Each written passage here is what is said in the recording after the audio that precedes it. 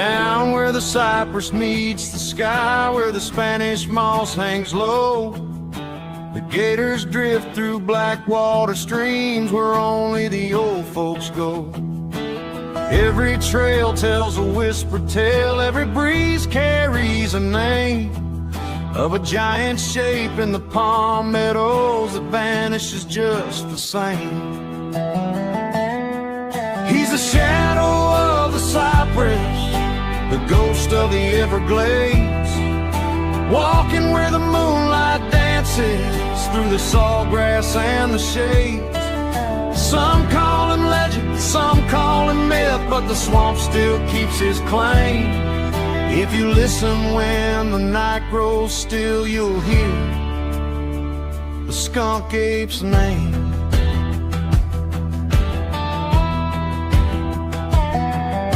Boot prints deep in the muddy ground, too big for any man. A distant howl through the pines at dusk, no one can understand. Hunters stop and the crickets hush, even the owls grow still. Something ancient is watching back from beyond the cypress hill. He's the shadow of the cypress, the ghost of the Everglades, walking where the moonlight dances through the sawgrass and the shades. Some call him legend, some call him myth, but the swamp still keeps his claim. If you listen when the night grows still, you'll hear the skunk ape's name.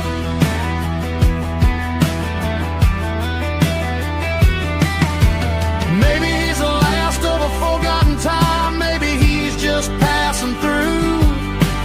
Garden secrets a swamp won't tell, hidden from me and you. No photograph can hold the truth, no headline ends the chase. The mystery lives in every trail and every wild forgotten place.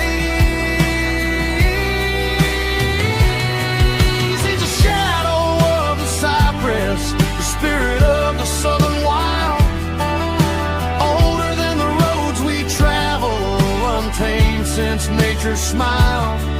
So raise a light and walk with care, respect the ancient game, for somewhere deep in Florida's heart still walks the skunk ape's name.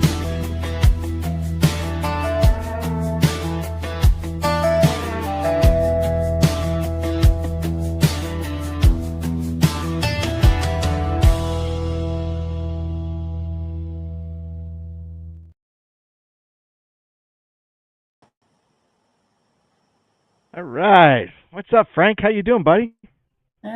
It's been a little bit of a week, but what's going on with you? Not too much. Not too much. Good week. You know, pretty slow. I like that. Nice and quiet. Get some things done. So We we've had a we had a pretty good weekend last weekend. yeah. Got to go out there and see part of your spot. It was nice area, very clean, very remote. So what?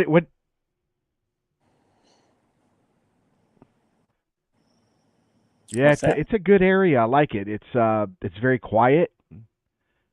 We I must. just I think we have some lag going on right now. Hopefully, it'll clear up here in a minute. Yeah, it's storming. Uh, no, I think what I really liked the most about it was the fact that it's easy accessible, but very remote. Like anybody who's been to Mayaka, uh, Mayaka gets a lot of talk, but anybody who's ever been inside Mayaka knows that there's a lot of traffic in there. There's just lots of people, Yeah. and I get that one is on one side of it for the most part, but that's what I really liked about yours is you don't see a lot of foot traffic, and obviously they had cameras and stuff up that looked like they were tracking wildlife, or trying to see maybe like what we talked about, possibly trying to catch a panther. But you don't, we never, I think we found one, we walked probably about 5 miles or so, and we found one individual human boot print. And so you didn't really see a lot of foot traffic. And I, I like that just for the fact that it's set up enough to where there's wildlife in there, and maybe they come out a little, they feel a little less threatened in there, maybe, because me and you've had the conversation about Mayaka, that we think that as many reports as in Mayaka, uh, we kind of think that they're outside of there and kind of go in, but it's hard to say. But I do like your spot. Yeah, and when I brought you in, we started at one end and drove all the way down to the area that we were going to actually access. It's a pretty big area, and Yeah. we hiked a pretty good ways and never did get to the back side of it. You know what I Oh mean? yeah. Yeah. And as long as I've been out there, I don't think I might at best maybe 10% of that area I've been in. You know what I mean? I mean I don't think it's really large. right, but I'm saying as far as like we found the geocache, so obviously somebody comes in there, but they ain't nobody. I mean, I guess I'd have to see the stuff on it, but uh, I think the only people that I'd say the forest rangers are probably in there more than people. Uh, but even then, it don't look like there's a lot of traffic. Uh, so Well, that's yeah, and that's what I told you is many times as I've been out there, I can count on one hand when I've come across somebody. right. And there was that one area you saw that parking lot. It's a Hmm. small parking lot that's brand new, Right. and there was only one car in there when we went by the first time, and then when we were leaving, there was only two cars in it. Right. You know what I mean? And that's the main area where it's a really pretty area, a nice little hiking path around a lake, Right. or That large pond. pond or whatever you want to call it. There's a lake in there, and so people pretty much stick there. Hmm. When they are in there. There's another area where they put in a like an off-road bike path, Hmm. with little loops. They can do all this stuff, but I've never seen anybody use it ever.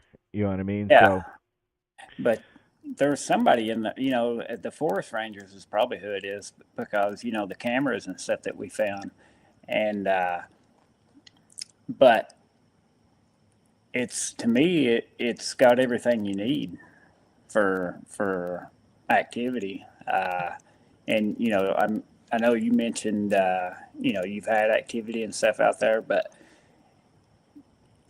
I think it would be a great spot. We talked about, where I told you, man, I'd like to go set up a bunch of audio around through there, just because yeah, I bet it's, with the lack of people in there, uh, that'd be interesting, you know.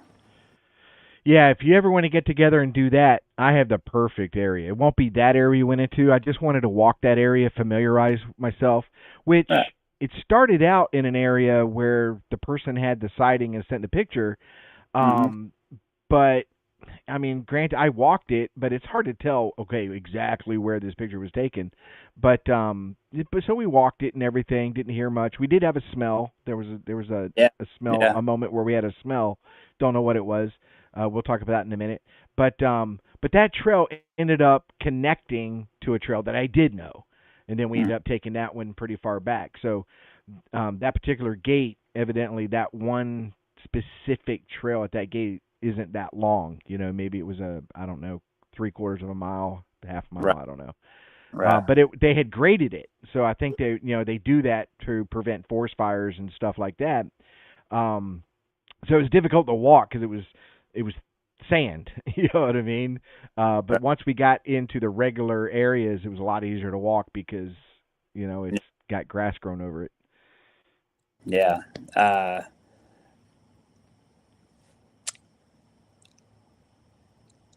have you been down all the gates?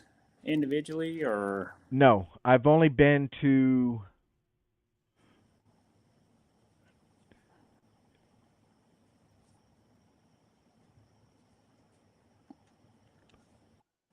maybe 5 or 6 out of the 9. Okay. There are some that I have not gone into. Now, when I say I've gone in them, sometimes it's just a quick, let Yes. me check this Right. out real fast. I didn't go like as far back and really delve into it. I just walked back there to give me an idea of what that area, may bring and stuff like that. I Right. have my favorite that I've been to a lot. I like that area better. Right. It's huge, and I know it fairly well. Mm-hmm. I'm confident when I go in there I don't get lost. The other Right. areas, it can get confusing, but what that's the area we'll Well, go to next time. And next time, well, and like we said, with the e-bikes would work out great out there because the yeah. paths are kept up pretty nice. That Yeah. you won't be doing any kind of heavy off-roading or anything like that on the bikes.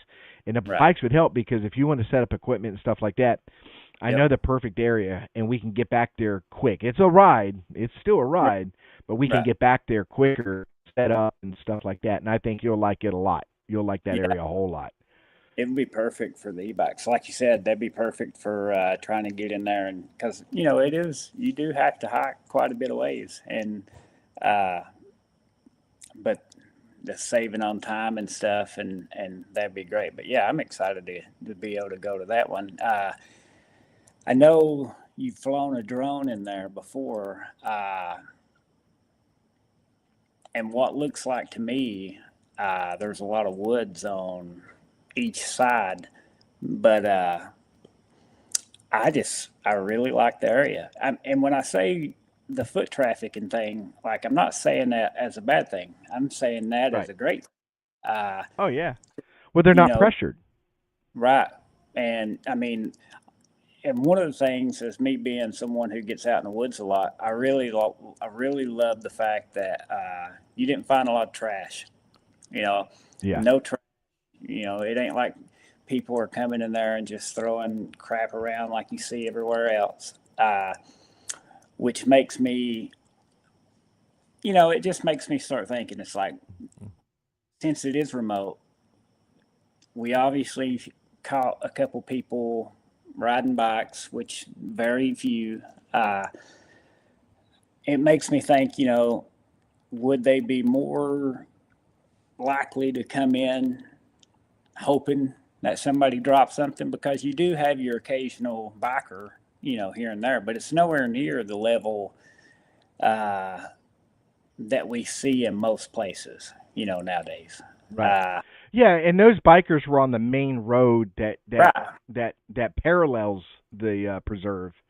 right. They were on a main road. They They're didn't not enter inside the the place, right? But I'm right. saying, it's few. It just makes me think, man, would they come out? Be more likely to come out just searching because it's very, very thick, and I feel like almost like it would be like a crossing. You know what I mean? Hmm. Like if they're going Well, somewhere. that's a good point because that's what I think.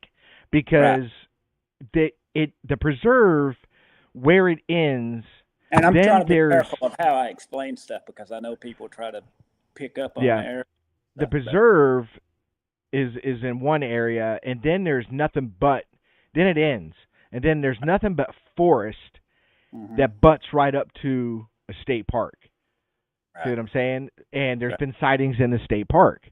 So hmm I think it's the same one or same couple or Family, whatever that's transferring back and forth. And I right, think that when in my research area, if I have any kind of audio or anything that I capture, especially in the past, it's because this thing has happened to move over to this side. It could be right. following food. Maybe it's trying to get maybe it's a time of year because hmm especially here in Florida during the winter months, all the northerns come down and they take up all the camping. You can't Right, camp anywhere because they got their campers everywhere, right, and that makes the state park kind of busy. So they may right, leave that area, come right, over to this area because there's no camping. You right, know what I mean? So right. it's one of And those you're things. not I think you hit it, huh? right. Well, and that's what I'm saying. Like, the ones that come around here, like, it's not saying that they're not far from other campgrounds, but it's it's that's But all there again, it is. falls into So what you're saying. It's on the right, outside. right, right. See what I'm saying? That's Because this that's preserve what would I be considered outside of that. but that's what I was thinking when I was looking at some of that stuff. It's like, man, maybe this would be like a really good, maybe not per se right there because the cameras that we found in there, but somewhere along that road or somewhere in there Right. would be good. And maybe that's why the cameras were there. You never know. Well, again, like I said, when I researched that area a long time ago, I was able to talk to a lieutenant with FWC, and he was in, I believe it was Naples or Fort Myers. He was down in that area, Mm-hmm. and so I was acting stupid. I didn't tell him what I was doing or what I was planning on doing out there. I just wanted to find out more information. Right. And when he located that area on his computer, he said, "Yeah, that's classified as a biological research area." Right. And that's that. And like I told you, I said that. Oops, and I just hit this. Oh, there you go.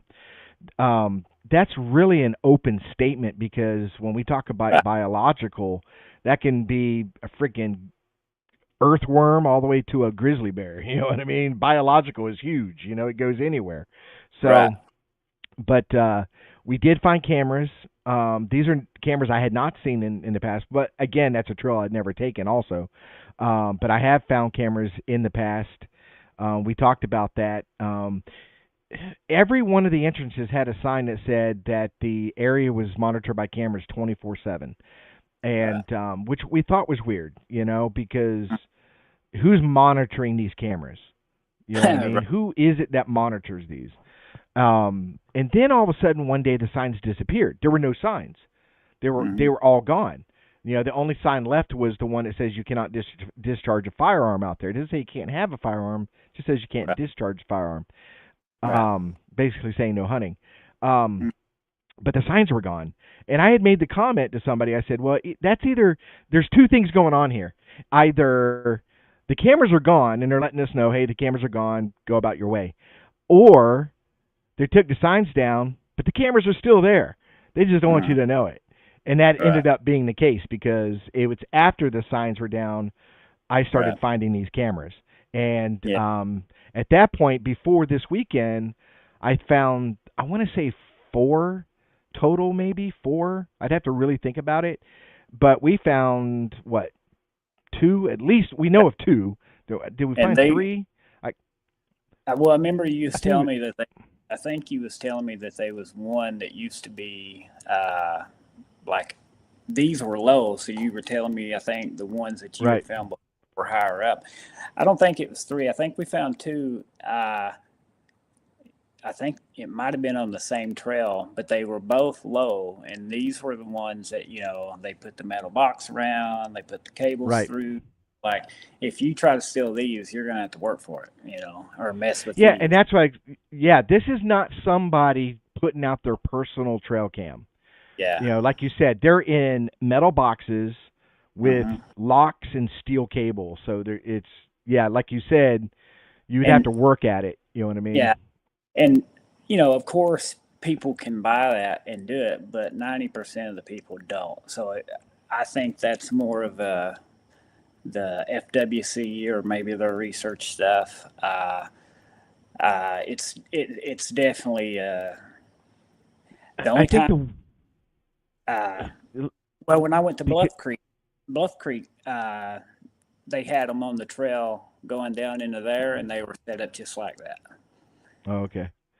Well, I'm The just saying, just like I'm saying, the same metal boxes and stuff like oh that. But yeah, and I'm pretty. I mean, I would do it if I didn't want bears to get a hold of my camera or something like that. But what do you like I think? said, it. Huh? I was saying, like you said, most people, if it's not their camera, I don't personally do it, but I do know people that will go. I mean, I've talked to a lot of people that's like, oh yeah, I have a trail camera out there, and somebody stole it or they busted it Yeah. up, put the SIM card out of it or the batteries out of it, and so I get why, but a lot of people just don't go that far into it. Uh, Right.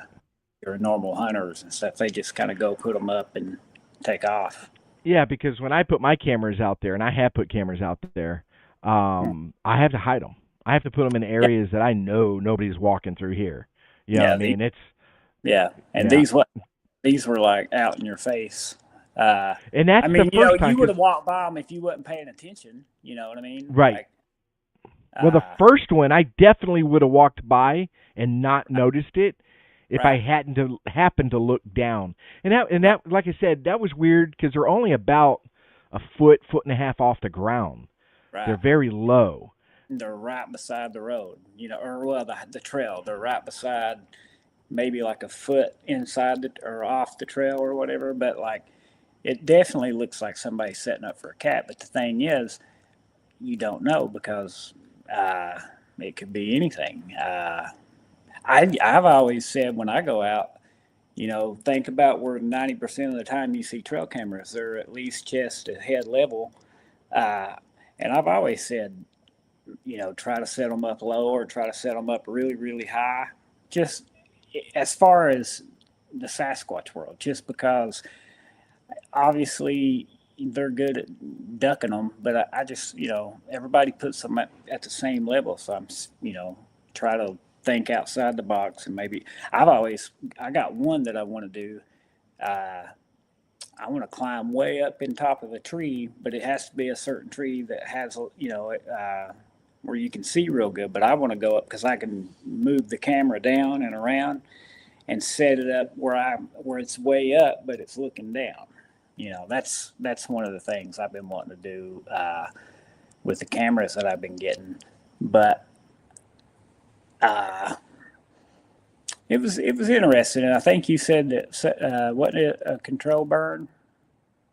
Yeah, that With was the weird thing is when we first went in, and like I said, I've been going out there for years now, and that area that we first entered, that's the area I mainly like to go into, right, um, and that was the only area that was control burn, burned. yeah, and it You wasn't. It know, was a section. It wasn't like they burnt that whole area. It was a certain it was section. it was one section, yeah, and Yeah, everywhere we went, there was no other burns, nowhere else. You right. know, why would they pick that area over And any other I area? You I know. could be mistaken, but I think didn't you say that they used to have cameras in there, or they did have cameras in there? Yep, that's the area where I found two or three two at least. One I know of for sure, but Hmm. the last time I went out there, it was finally gone.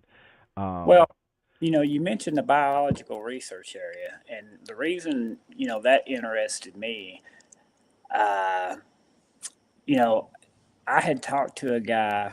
I was in North Carolina or South Carolina on an expedition.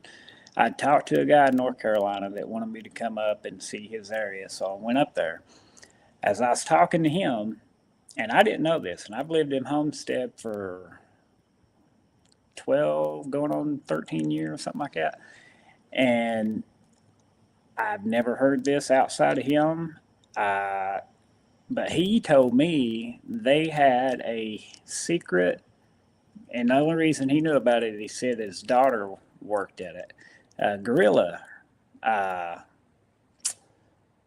I don't know if it was like a clinic, but I think it was like a gorilla research area, or not. It's I guess, an experimental lab on them for gorillas here in Homestead, and I didn't know that. And if I'm wrong, or if anybody knows, correct me or give me some info about it. But he said his daughter has worked there for a couple years. I don't know if she moved on or not, but he didn't exactly say what they did, but he said that he hinted around like it would be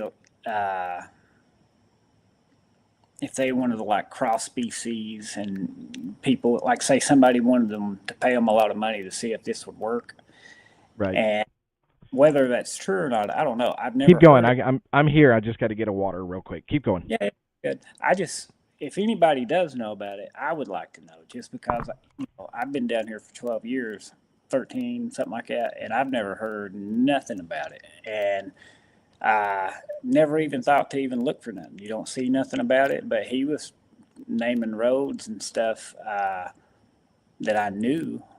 So, but it wouldn't surprise me either. The place up in Central Florida that was Squatch in Florida that I've been out with, one of the places up there, we found caves and stuff like that. Me and my buddy, was sitting down and this dude walked in and was talking about a cave. And when we went over in that area, there was a guy, I think was a guard or something, or FWC maybe.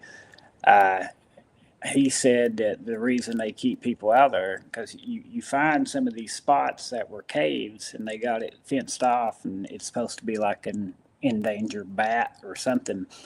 But the guy that walked in there, and you could tell he was like a survivalist. He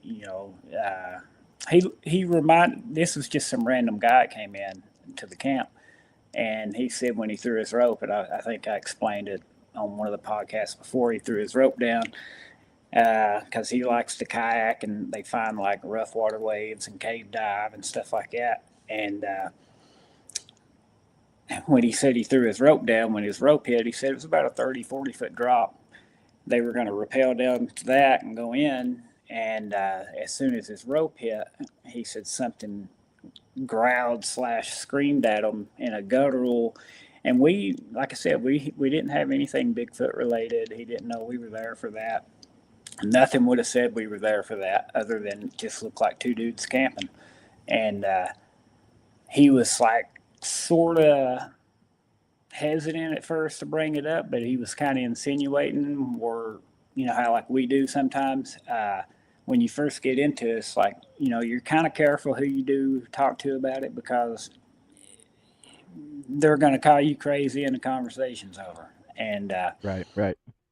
So he was kind of like floating it out there a little bit. So I kind of just said it, and that's what he ended up saying he thought. But like I said, the next day we went up there, and that's when we seen and walked into these places where these caves were, and they had fenced off. And then we ran into an FWC guy, and he was saying that it was like endangered bats and stuff. But it was like, not to say that they're not there, but it's like it's funny that a lot of these places like that are research areas or something's endangered, and they got a way of trying to block things off, and whether that's coincidence or purposely done is who's to say. Never gonna get the answer to it, but I wonder. Have you ever heard anything about the homestead? Gorilla? And I need to probably look it up as far as like computer wise and stuff, but I don't know if they would say it.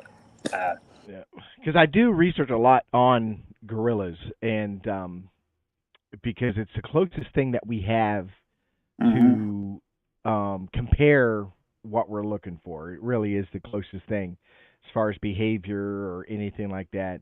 And also bears. I mean, bears have prominently been, kind of smashed in there with Sasquatch. Either some people claiming that you saw a bear, you didn't see a Bigfoot, or they talk about the migration areas of bears coincide with sightings of Sasquatch, stuff like that. So when you're a researcher or an investigator, and I have a lot of time to sit down and go on and just start doing deep dives into these things. And so you have to look at those two particular animals because again they're the closest thing that we have, and they're large animals. So we want to compare Bigfoot to something else that's large that goes into an area. You always have them talking about they eat the same stuff, things like that. Well, that's why I've been reading that one, the Otzman book. I've been reading that. That's one of the main things in that book that gave him a lot of credit was because when he described the head, the Saniel crest, and all that stuff, he had no knowledge of gorillas really at that time. It was like 1994, and that's why when he talked about them describing it, and then later on when they was showing in the studies or whatever of gorillas, that's he got a lot of credibility due to the sagittal crest. Right. Well, and that's the thing is when people, it's really funny because you got that side of researchers or whoever in the Bigfoot area that when you use the term primate, they get upset. It's not a primate. It's not. It's Well, like, even humans are primates. Come on now, right. let's open up the book on here. But the bottom line is, if you describe something, Yeah. you're literally describing a primate. You are Right. describing a Bigfoot, because if you go and you look at a gorilla, for example, it's got the conical head. Mm-hmm. It's the muscular structure, the short but thick hair, longer arms and then legs, can Right. walk bipedal. I mean, there's so many similarities to the two. That's why when I do a lot of research and I look at things, I look at those behaviors. See what I'm Right. saying? Because I've talked to a lot of researchers and even John A. Two Bear, stuff like that. We really believe in that the behavior is really what we need to start focusing on, because if we understand the behavior more, it might open up the opportunity to see the things more. Right. We kind of pick up patterns, time of seasons and different things like that, time of night or something like that, you pick up patterns, but behavior is keen. And that's what I wanted to get into tonight, because, we didn't have a guest and I wanted to get into some discussions. And what my discussion was going to be on family units with Sasquatch. You know what I mean? Because you hear about these people talking about family units or family groups. I go out there and there's they always talk about these family groups. And so I look into those things because that's huge. A family group is huge. Right.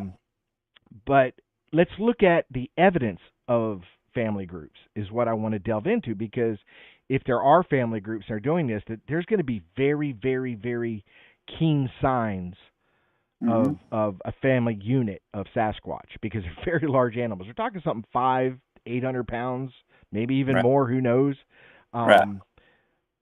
So when you look at gorillas, okay, for example, anybody goes online and starts researching gorillas and different chimpanzees, anything, Jane Goodall and all these different people. When you find these family groups of gorillas, they stick together. They're around each other all the time. The males don't disappear for days or weeks on end and come back. They're very protective of their family unit, their tribe, their women, their and stuff like that. So they're there to protect them. So they're always there. They also dictate where they're going and when they're going.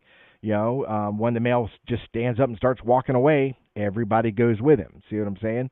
But the thing that really caught my interest was the devastation of the terrain that they're in. See what I'm saying? When they're all in an area, everything is pushed down. They're eating everything, all the vines and branches around them.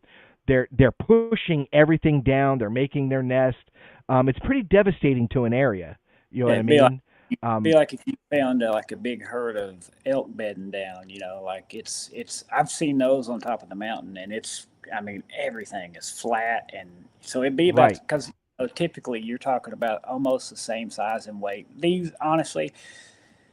When you said 500 to 800, you're saying that kind of as a minimum, because some people see these things way bigger, and you take the elk and moose, it would be like along the damage of that. You know what I mean? It's what you're. Oh yeah. Yeah. You can look at a cow. There's a regular cow. You stand a cow on her hind legs, if she could stand straight up erect, she'd be 10 feet. Yeah. She'd be close to 8 to 10 feet, and easy. They weigh 1,200 pounds easy. 1,200 easy pounds. And they eat nothing but grass. You imagine one of them big Brahma bulls like that, like.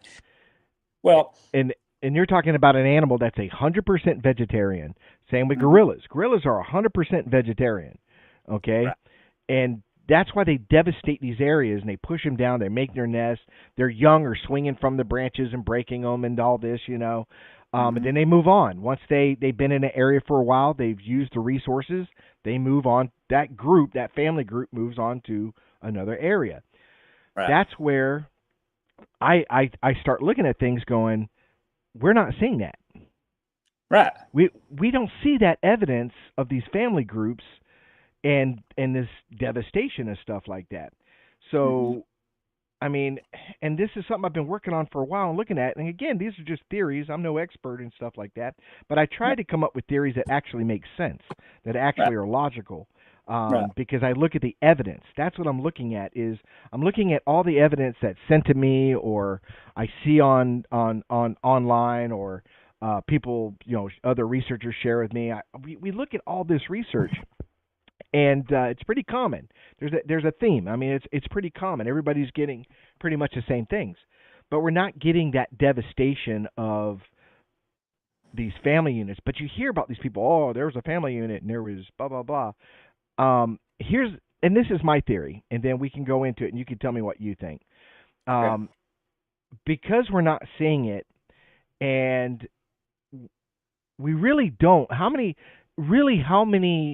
um, times have read a report or saw a report or anything like that? It's a unit. You see a alpha male, alpha female, um, maybe Yeah. teenagers or whatever, or at least a couple young. Right. So let's say 3 to 4 all at one time. Hmm. Very rare. Very Right. rare. It's Yeah. always one. And if you see multiple, it's always one and a young or something like that. But it's never more than two. You know, um, that people are catching these glimpses Most. of and stuff like Right. that. A Yeah. lot of people say that, well, there was multiple because I was being followed out. My very first encounter, I believe there were two. I believe one was at my 7 o'clock and one was at my 5 o'clock, following me out. Okay, that doesn't mean it's a family unit. See what I'm saying? What Hmm. I'm now Here's where my theory is because we're not seeing this devastation, these huge. Now there's been. Now I'm not saying there hasn't been nesting areas. There are nesting areas. Right. Um, they have been found. I found some nests and stuff like that, or supposed nests. But Hmm. I've seen some documentaries where they found areas where there's multiple nests in one area. Um, but it's not a devastated area. See what I'm saying? It's not. You know what I mean? They were hidden. You had to find the nests. Right. So here's my theory: is I think they come together as a family unit momentarily, just for a short period of time for procreation. The male is out there, he's looking, he's sending out the hormone smell and says, "Hey, I'm ready to go, ladies." He hooks up with a female Sasquatch. I think they might be together for a couple of days, maybe a week. I don't know, long enough to procreate in enough time to confirm that he's done his duty and there's a likelihood that she's pregnant. I think at Right. that point they separate, and he goes back to doing his thing and probably trying to find another female because it's all about the species. A buck has numerous does that he's gonna Yeah. inseminate throughout the Right. season. See what I'm Right. saying? So I think that that's what the Sasquatch would have to do to maintain any kind of population. Now, once the female is done with him, she's moved on, and then she will go through the gestation period. She will give birth, and she will raise this thing by herself. See what I'm saying? If you happen to see her, a baby, and a male, if that ever happens, maybe because that infant has grown up enough, she's already ready to procreate again. He's Another one's found her, and they're going through those days again where she's you know having fun time with her male counterpart. But again, once it's over, he's going to move on and she's going to move on. And the reason I say this is that's where safety is at. That's where you're protected, because Right. if you're in giant family groups, you're going to be seen. We're going to find you. Right. You're in danger by being in large groups. That's how gorillas were found, because they were in large groups. But by Yeah. doing it this way, where the male goes off and she goes off and stuff like that, they can hide, they can do things, um, and they're smaller numbers. See what I'm saying?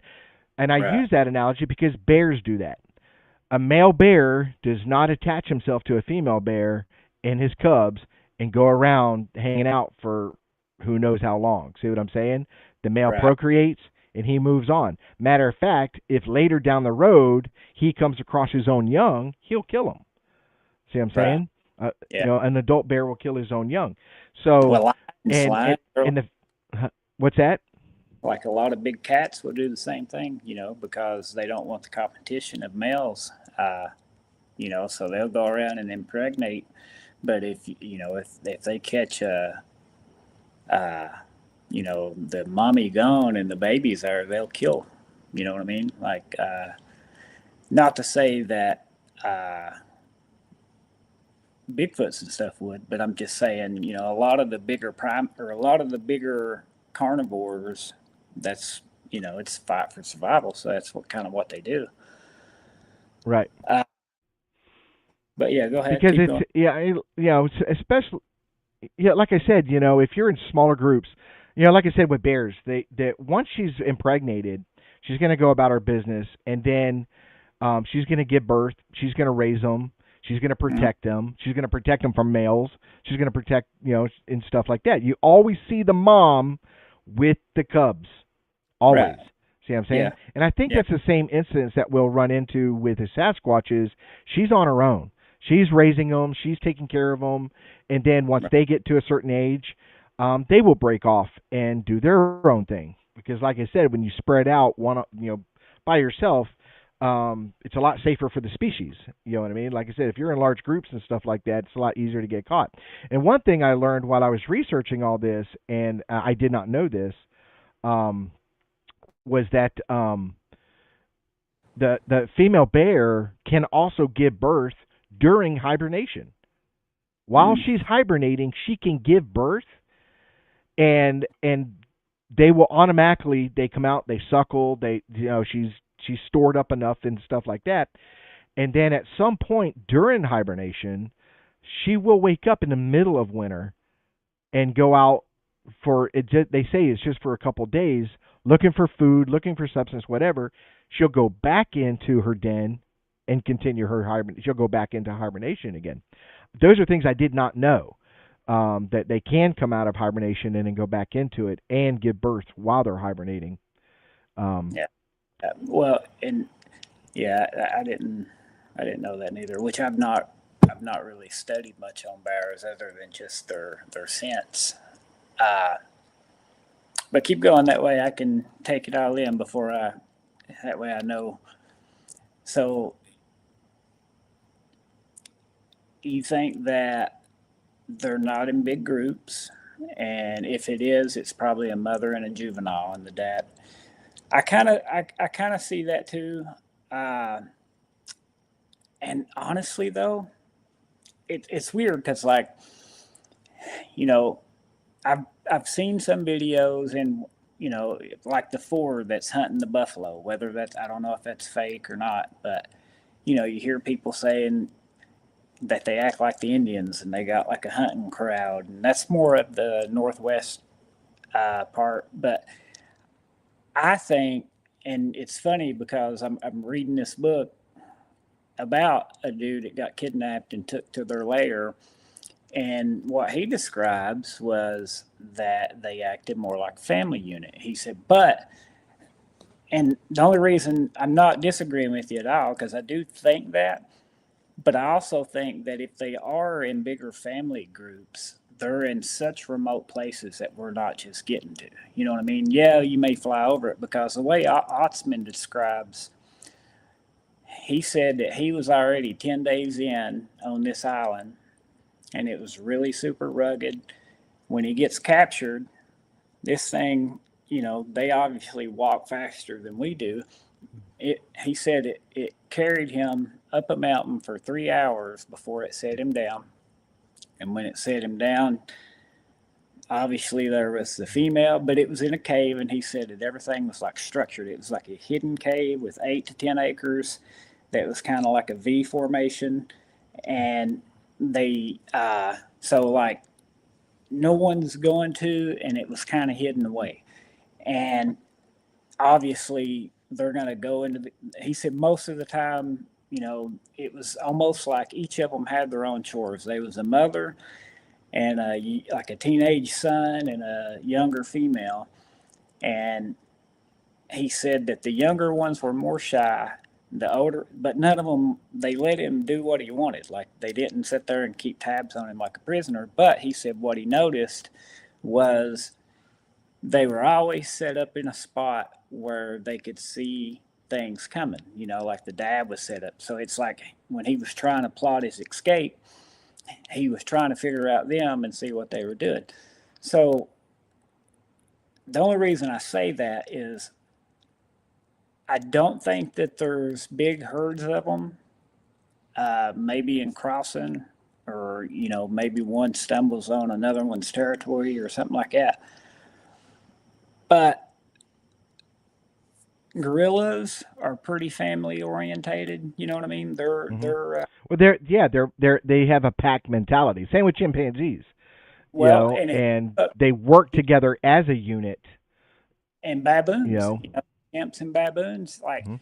baboons are always in big groups. But if we're looking at something that most people describe as more human, I mean, the same with us. Like, yeah, we're social, but a lot of us like being alone. Like our kids go off. So I would imagine that they're very small groups, but strategically placed in a sense. You know what I mean? Yeah. Like they're not herding around Like I said, yeah, and I agree. I do, and I think that, like I said, I think they do come together, but I right. think it's for a purpose and Well, for a short time. It could be, like I said, I don't know the length of food, time. It could be 3 days, a week. It could be a month.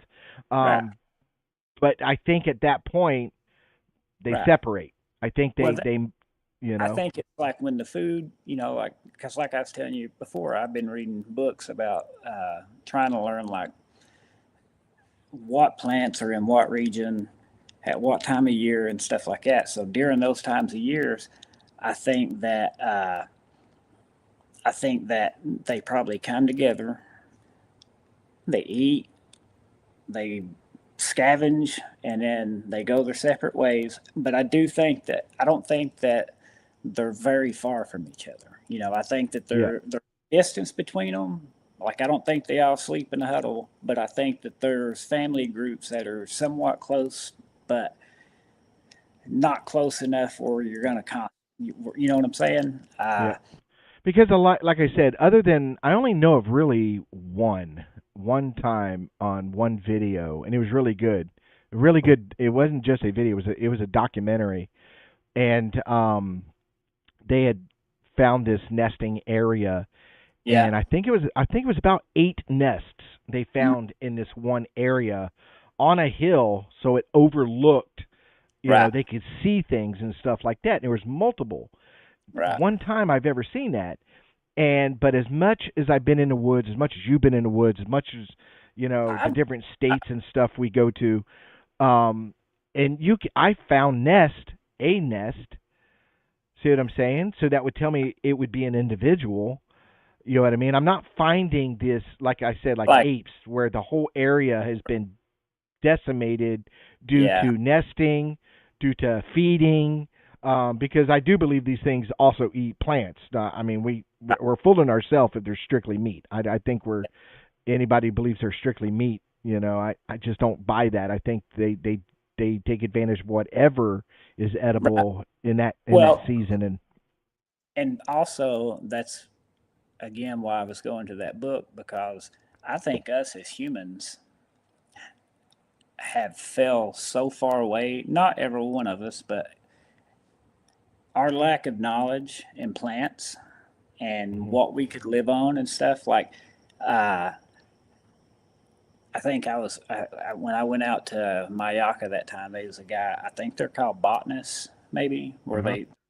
Yeah. Uh, but I loved walking around with him. He was an older man. He's always traveling. He just got back from the Netherlands that night. Like he's what you think of a botanist or just somebody that, he's an older rugged man in jeans and stuff, and he's got an old hiking stick and you know. But when you walk around with him, when you stop and take a break, he'll start pointing out plants and say, "Oh, you could do this, and this is for that." And I think our lack of knowledge in that is so bad nowadays, uh, that we don't understand. Uh, I think our knowledge and their knowledge at one point we were a lot closer together. You know what I mean? Because think about back in the day, most people were living off the land and everything. I Yeah, think I mean, yeah, humans I agree. I mean, that, I think that we learned it mostly from Native Americans. well, right. But what I'm saying is, the fact of it is it's out there, and we don't know enough about it now. If we would follow those things and follow what we think, because that's what they're doing. You know what I mean? Right. And you learn those patterns. That's probably where you're gonna end up setting up because think. And I've said it before. When we go out in the woods, we're only seeing a small part. It ain't like we're sitting there making a grid and checking every little single area. You know what I mean? We're Oh walking yeah. Yeah, because and it's like the guy you're talking about, the botanist. If I'm yeah, walking in the woods, I say, "Wow, this is a beautiful forest." A botanist walks through the woods and says, "Wow, this is a great menu. I could eat that. I could eat that." You know what I mean? They see right, things differently. right. And that's why I was saying before. I was like, man, like I think as humans, if we're going to try to find this thing, and the fact is, like, and that's a question that I have too. Like, what is the fascination about trying to find this thing? Because for me, it's brought me. There's not a day that goes by that it's not on my mind at some point. Right. But what it's done for me is it's brought me back to nature about trying to learn about the woods, and it's like I know there's researchers out there that do it, but as me becoming a new researcher, you know, doing what you're doing, studying gorillas and researching this stuff, uh, that's kind of the things that we got to do. Like we have to study this stuff because our knowledge of that stuff is if these things have lived in these woods and ate as long as they have, and we're still Yep. trying to snap a picture. Obviously, as smart as we think we are, we're more of a technology based world now Right. versus back in the day when the Albert Otzmans, he's out in the woods and he knew, oh, I can go get this plant and do this and do that and live. We've gotten away from that. So I think getting back to that will help us get a more understanding of trying to put ourselves in the right place at the right time where we think, okay, well, this is there. Because Well, all the, and that's a good point because I've made that point in the past because me and you mm-hmm, both look at things as hunters. You're actively still a hunter. I don't hunt anymore, but I was active for 30 years hunting, right, and and that's what it got me my very first encounter was mm-hmm, I'm going in when you're looking for deer. You just don't go into the woods, climb a tree, and wait. You right, have to research. You go out there. You're looking for game trails. You're looking for prints. When you look at prints, are they does? Are they bucks? What's going on? mm-hmm, You're looking for rubs. You're looking for scrapes. You're looking for berries, food sources. Food plot, anything like that. That mm-hmm, basically tells you this is a viable area. All the right, signs are here. This is yep, where I'm going to put up my tree. It's the yep, same in Bigfoot research. We go yep, into areas and we look at okay, what is plausible? Okay, we'll use my area as an example. mm-hmm, Plenty of cover. It's yep, thick. Anything out there can hide. It has different ecologies from pine forest to hardwood forest to yeah, cypress forest, cypress swamps. It has everything. There's yep, water sources. We know yep, there's food sources. There's hogs, squirrels, raccoons, Yep. Every animal Florida has is out there. Yeah. So Fit. it's it's a viable area. Right. So that's why you look at it and you go, okay, this is this is an area where I'm going to start doing some research. So once you find a viable area, now you start looking for signs. Right. Am I finding structures? Am I finding prints? Am I, what are the things that are, I set out audio. Okay, now I'm getting some pretty good audio clues. I heard wood knocks. All this is anecdotal evidence that starts building it Right. just Like, starts accumulating to the point where you're like, okay, now I got to take this area serious. I got to hit it hard for a long time. You know yep. what I mean? Well, and then taking that and then adding it to what you were talking about with like, are they in big groups and stuff? Like, that's an area that they could be if they wanted to be. You know what I mean? Because it's not got a lot of people in it. Uh, but you don't. That's not what you see. You know what I mean? Mm. Like, that's why I think, uh, obviously they're as much as they're human and ape. Baboons travel in huge groups. Those monkeys up in Silver Springs, they're in huge groups. Uh, I have had reports that say that they resemble chimps. Like the one guy, he said he seen it, Uh-huh. and he said waddling, running like it was at like a 5 foot chimp. Uh, so you take all this stuff, and it's like we always get the 95% of the reports that you get is it had a human. It's more human than ape, Mm-hmm. and you get a percentage of the ones that no, it looked more ape than human. I've heard Mm-hmm. them say they look like gibbons. So when you look up, I started doing a gibbon call the last time I went out just because I'd read something where it said up in New York at one point or somewhere in the Northeast they had placed gibbons out in cages to call. That way it may bring them in. I don't know. We had activity that night. Whether it was Right. that, didn't tell you. That was the night that the eyes happened, and but you know, then you start getting decisive in, does it act more like an ape? You got the swaying, or a chimp. You got the swaying. We've had reports. Does it act more like a gorilla? Gorillas are. You read reports of where if somebody has had contact with one. Uh, I've read a bunch of reports. I've talked to people. They're never aggressive unless you've tried to Mm-mm. attack them. Think of the kid that fell in the gorilla cage. It went and picked him up and Yep. tried to take care of him.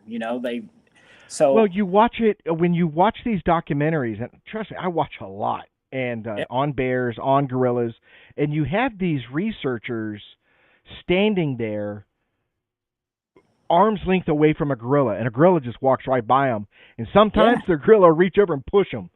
right, See what I'm yeah, saying? Or grab hold right, of their wrist and drag them, but not trying right, to hurt them. And right, like they said, you don't fight them. You just go with the flow. Just let yeah, it do what it does, and he'll let yeah, you go and just keep on doing.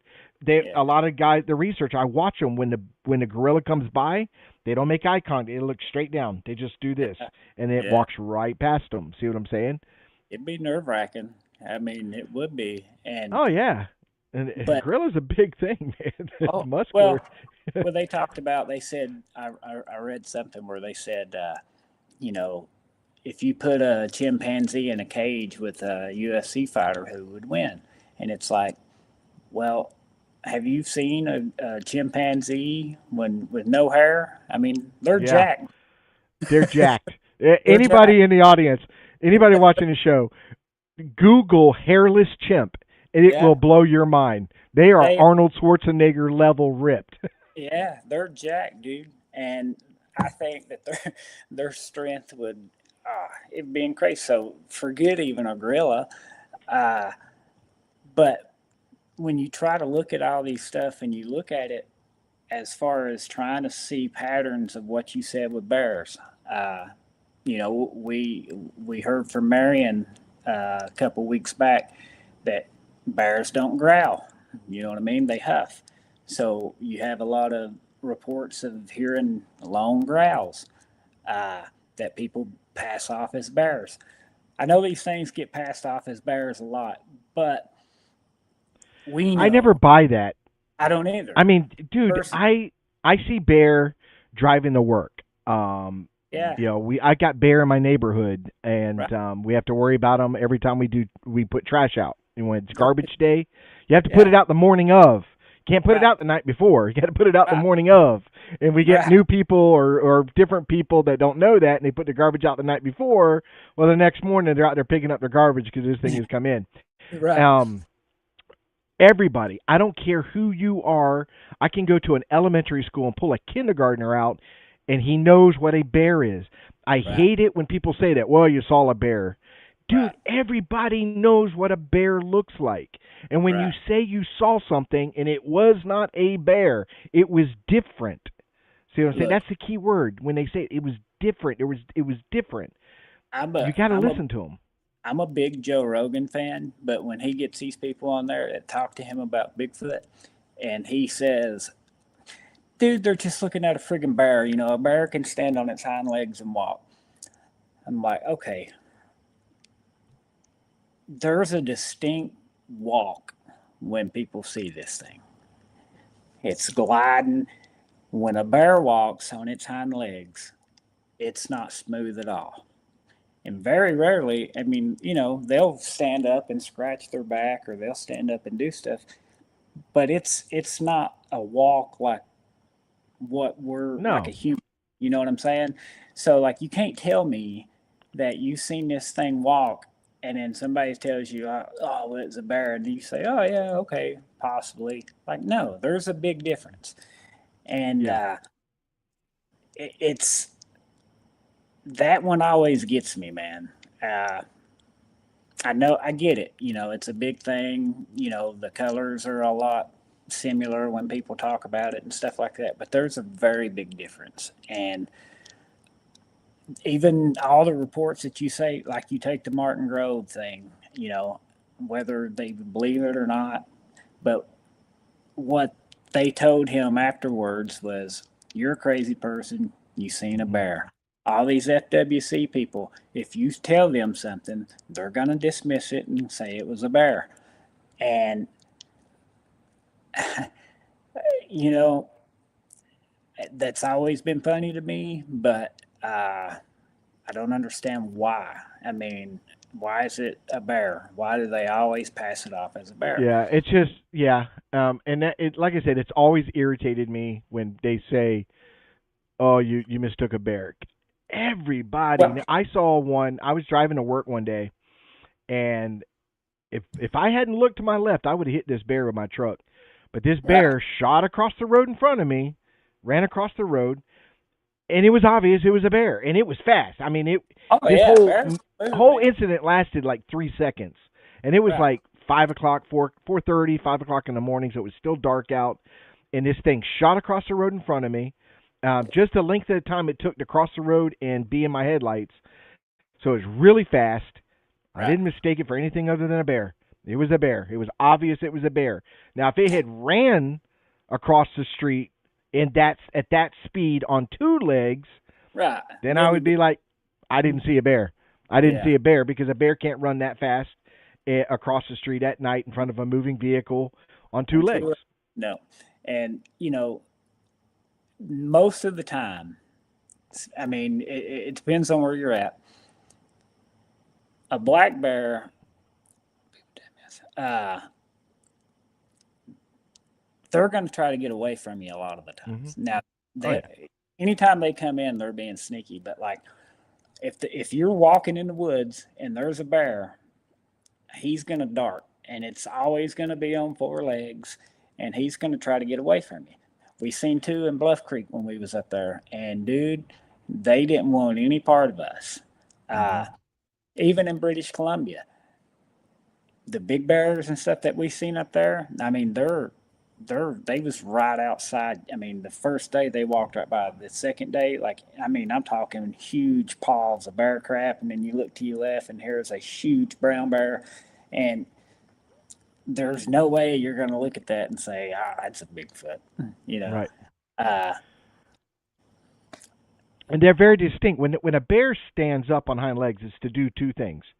One right. is to look. They're always looking, like they'll stand up just to look. Yeah. And another is when they're threatened, they'll get up really high Yeah. to make themselves look bigger, but they go right back down. You know Yeah. what I And mean? if there's something that they want to eat and they need to stand up to get it, they'll stand Right. up and they'll stand there for a second or whatever, or they'll scratch their back, but they're not doing anything, you know, like when like kind of the same way when you seen when you was talking about a gorilla can walk on its hind legs and it will walk from time to time, but it's not long, but it's a No. distinct. They And do it more in captivity than they do in nature. right, yeah, yeah, for sure, It's for sure. very rare you see a gorilla walking on his hind legs in nature. Very Yeah, rare. yeah. And if you do, it's more of like he's fixing to attack some little brat that's going around doing something, Uh, and he stands up for a couple steps and grabs them. or Uh, again, he's reaching up to get something right. and out of a tree or something like that. Um, And but you mostly see it in the zoos. yeah, and you've read them, I've read them about accounts of them, of people seeing Sasquatch. Oh, it was up and then it dropped down and ran on all fours. Yep. Uh, so the spider crawl, you know, I tell you what, I've talked to people who have encountered that, and if I was to run across that, would probably spook me. I don't get spooked in the woods a whole lot, and I'm not saying that trying to be a tough guy. I mean, trust me, I've been in places where I'm like, nope, I'm out. And then they're like, come on, you sissy. I'm like, well, I'll be a sissy right over here. That's you know, it. uh, because, but what I'm saying is, if I was, you talk about, I mean, a spider crawl, if I was to see, I don't know any other apes that would do that. Or, I mean, I've not looked into it enough neither, but, uh, No, I'm not sold on the spider crawl. Now, I'm sold on yeah, all fours. yeah, yeah, Absolutely. I think they do drop down to all fours and stuff. right, But the when certain people define the spider crawl, they there's the arms are widespread right, and they're everything. only on their hands. Yeah, yeah. Um, dude, that's You'd a have to, lot of weight yeah, to you'd hold have to, up. Try doing a push up that way. oh, See what I'm yeah, saying? With right, your arms out almost all the way. yeah, yeah. But bring Let them alone in. You walking can really still fast. squat down pretty low and Yeah, move with your arms closer. yeah. Well, and I So, mean, granted, like, you know, uh, they're probably in way better shape than us. oh So, yeah, oh but I they get what definitely. you're saying, you know what I mean? And like reading this book too, that was an interesting thing because all four of the Sasquatches look different. And he described the dad as being the big one, barrel chested and all this, but he said it had massive hands, but the fingers wasn't long. And when you read a lot of these reports, they talk about how big and long the fingers and stuff was. Not always, but you get a lot of those. But he said that stood. He said the fingers didn't go with the hand. You know what I mean? Right. Like, and when he described the mother, he said that one, she wasn't pretty. It's like she was an ugly little thing, but the way she walked was like a waddle and kind of like a gorilla would. And what I found interesting in it was the hair that he said it would go down and flip up, and the drawings that he done, they look cartoonish in a way. Like that. Remember that one big red dog? Uh, Not Clifford, but it was like you'd only see him from time to time in like a Bugs Bunny cartoon. He's like a red dog, and all he would do is punch somebody. But Oh yeah, yeah. he had like hair in his face, but it was like come down and matted and come Right, out. right. The way they described these, and they had a bigger like a football shaped head, but the hair came down in their face. And but he, so I mean, what do you going back to? And I know we're just having a podcast and bullcrapping, so and just passing ideas and stuff, and getting into this, but like it's hard to put a label on. Are they? I definitely think they're more human, but is it going as far as saying it's a different species of human, or is it saying it's just a more advanced ape, or uh, I mean, or just a I'm not. different? I think it's its own thing. I don't think it's like an Yeah, I inbred think thing. it's its own entity. I think it's its own, um, and it has human characteristics, but Right. so does a chimpanzee, so Well, does a that's what I'm gorilla. saying. Look at it. If you But found just parts of a chimp structure in the ground and didn't, you know what I mean? Like certain bones would pass for human bones. You know what I mean? And uh,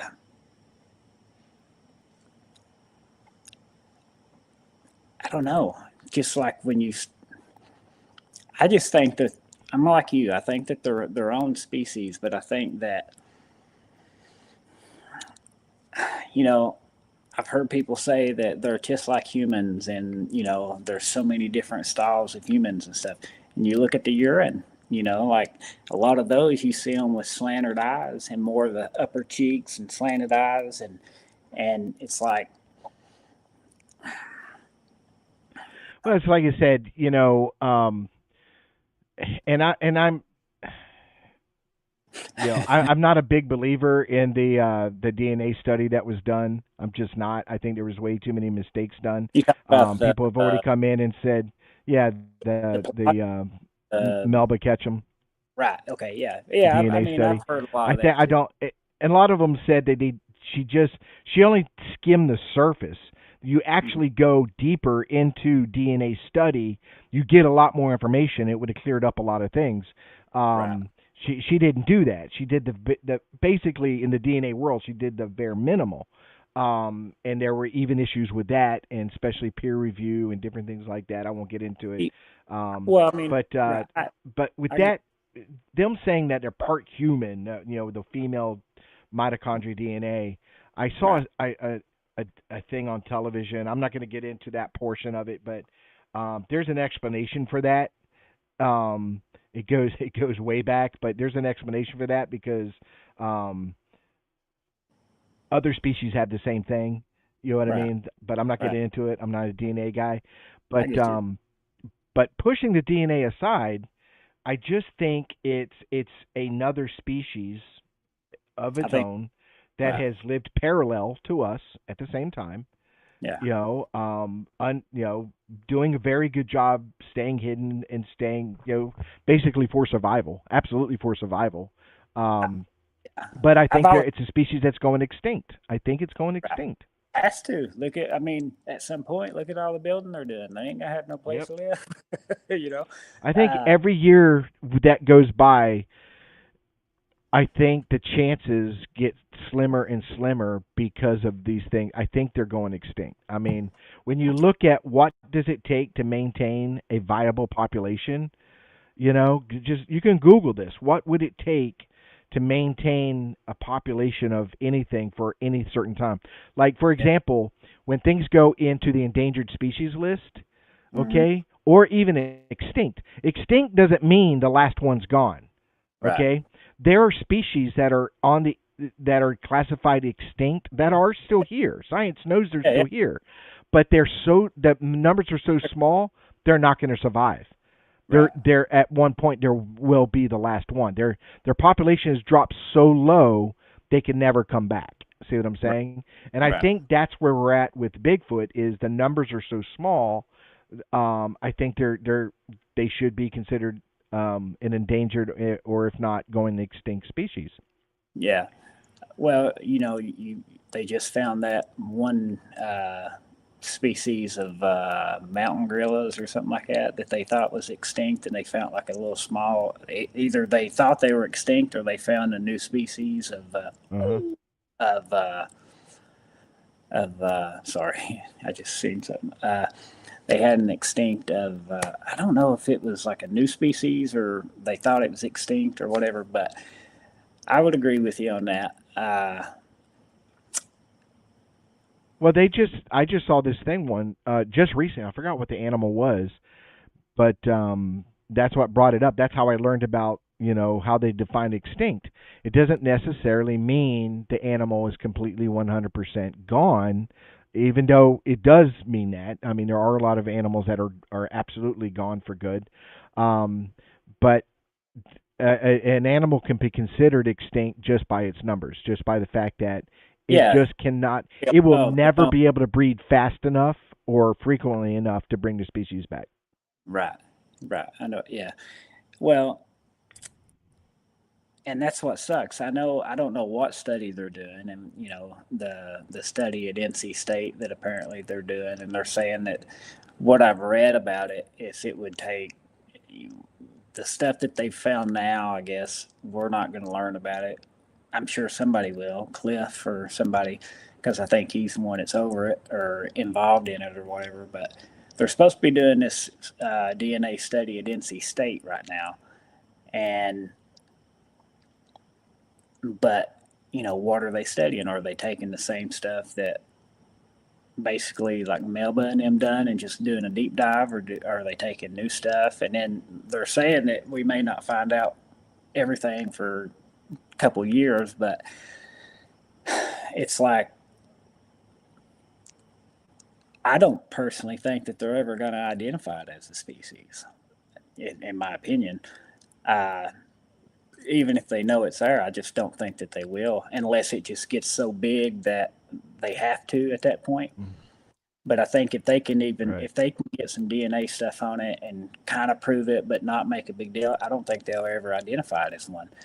And I think, me personally, that's the reason I say that is because I feel like that's what they've done already. I think the government knows and they're already hiding it.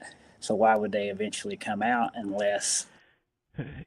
Yeah, and that was the thing I brought up when we were talking to Todd Neese. Is everybody wants disclosure? Everybody wants the government to come out and say yes, they exist.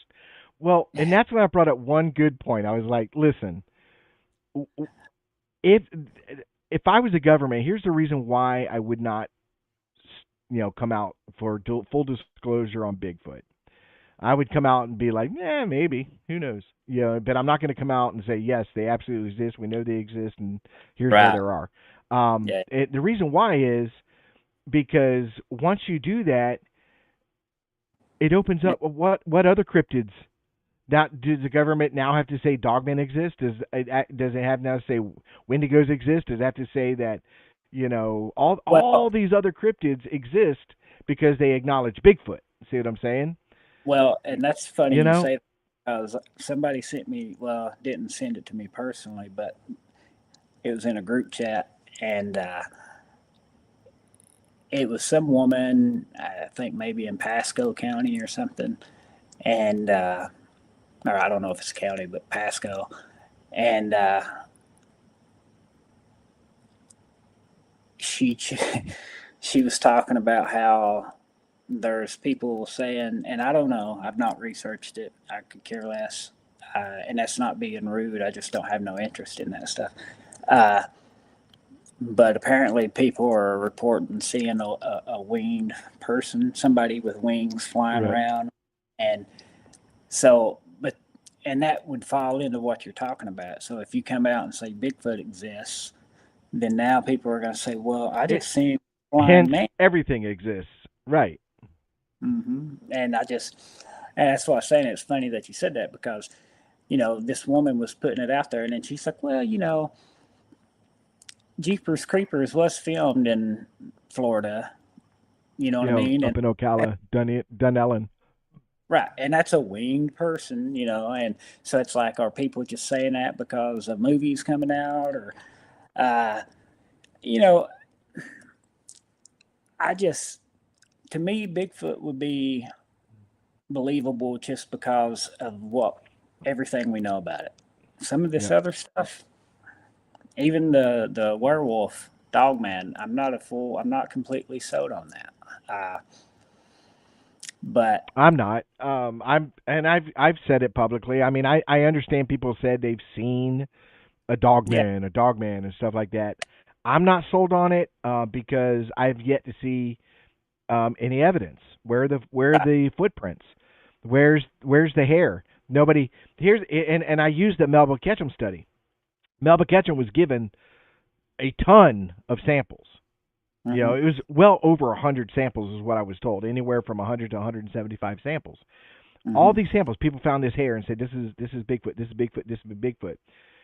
And but these are also areas that quote people say there's Dogman. So if I came out there and I found hair, how do I know it's a Bigfoot versus a Dogman? How do I know? See what I'm If I'm saying? So well, so I sent it into Melba Ketchum and everything, and she came back with all this evidence of Bigfoot, but not one evidence of a Dogman. But two is the foot castings. You're looking at a Dogman, and when people talk about the Dogman, they're talking about this thing being, 6, 7, 8 feet tall, huge, just like a Bigfoot, a large creature. Okay, yeah, so how big is a dog print of that size? It's got to right, be a print as big as my head, yeah, and I got a big head. No, I'm just kidding. But it's a big print. We're not right. seeing that. We're not seeing I've that at all. yeah, and I've not, and I'm not saying, and this is by me. I'm open minded, but you have to prove it to me. You know what I mean? I'm not going to Right. sit there and just take everything. So it's like when I the thing that made me sort of interested in it was when I was reading about Gigantopithecus. It brought me across a thing called Dinopithecus, and it looks like a 6 foot baboon. And Yeah. you know, I could see it being that, but at the same time, it's like, what was that one? Do you remember seeing that video where somebody hit something on the road? It's old. It's like probably in the 70s, 80s. Not calling you old, but I'm just saying like it's an older video. I agree with this comment. I he was saying it's quite possible that the two species are one and the same. I Right. do. I think a dogman is probably is a Bigfoot. It's just mistakenly, but some Maybe have it's a got, bulbous nose. I've been Bigfoots have a bulbous nose, but they say, oh, it's the ears. The ears are. I mean, what if you got a Bigfoot with big ears? You know what I mean? We don't know. You know what I mean? well, but that's what I'm saying. I don't know. But that's what got me when I was reading a Gigantopithecus. I don't think Bigfoot is Gigantopithecus. I think it's like maybe a cousin to it or something like No, that. Uh, but no, I when you don't think look it's Gigantopithecus at all. right, but when they base it, a lot of it off that. But what I'm saying is when you look at that and then look up Dinopithecus, it's a monkey. It's just shaped differently, and but it looks like a big baboon. So it would have the pointed ears and it would have the big hairy back or whatever they describe it with. And anybody who's interested, look it up. And I mean, look it up for yourself. Look up Dinopithecus. To me, Yeah, that's what I say. But when I'm not saying it is. I'm just saying I think it would be what you are saying. It's the two and one and the same. yeah, and here's the thing is, when we look at it just blows my mind every time I hear this. Where it doesn't matter what species you're talking about. It could be Right. mammoths, it could be whatever, and they say, well, it came across the land bridge. It came from the Right. Bering Strait. It came across the land bridge. Every animal y'all keep bringing up comes across the land bridge. Are y'all telling me this entire continent didn't already have animals? I Right. truly believe, that Well, they Bigfoot talk or anything else it was already here. right. That's That's why what you I have think. it. Yeah, that's why you have it in Australia. That's why you have it in China. That's why you have it in Russia. It was Well, all over. It was well, already here. It yep. didn't come. It didn't migrate here. It was If I'm already not here. We mistaken, have mammoth tooths and tusks in Florida. right. Mammoths Well, that's what in I'm saying. Florida. Yep. But that's what I'm saying. Like, if I'm not mistaken, I could be wrong, but I'm pretty sure I watched or read where like giraffes and lions were originally here. You know what I Hmm. mean? Like they used to be here, but now everybody's like, oh, well, they're in Africa.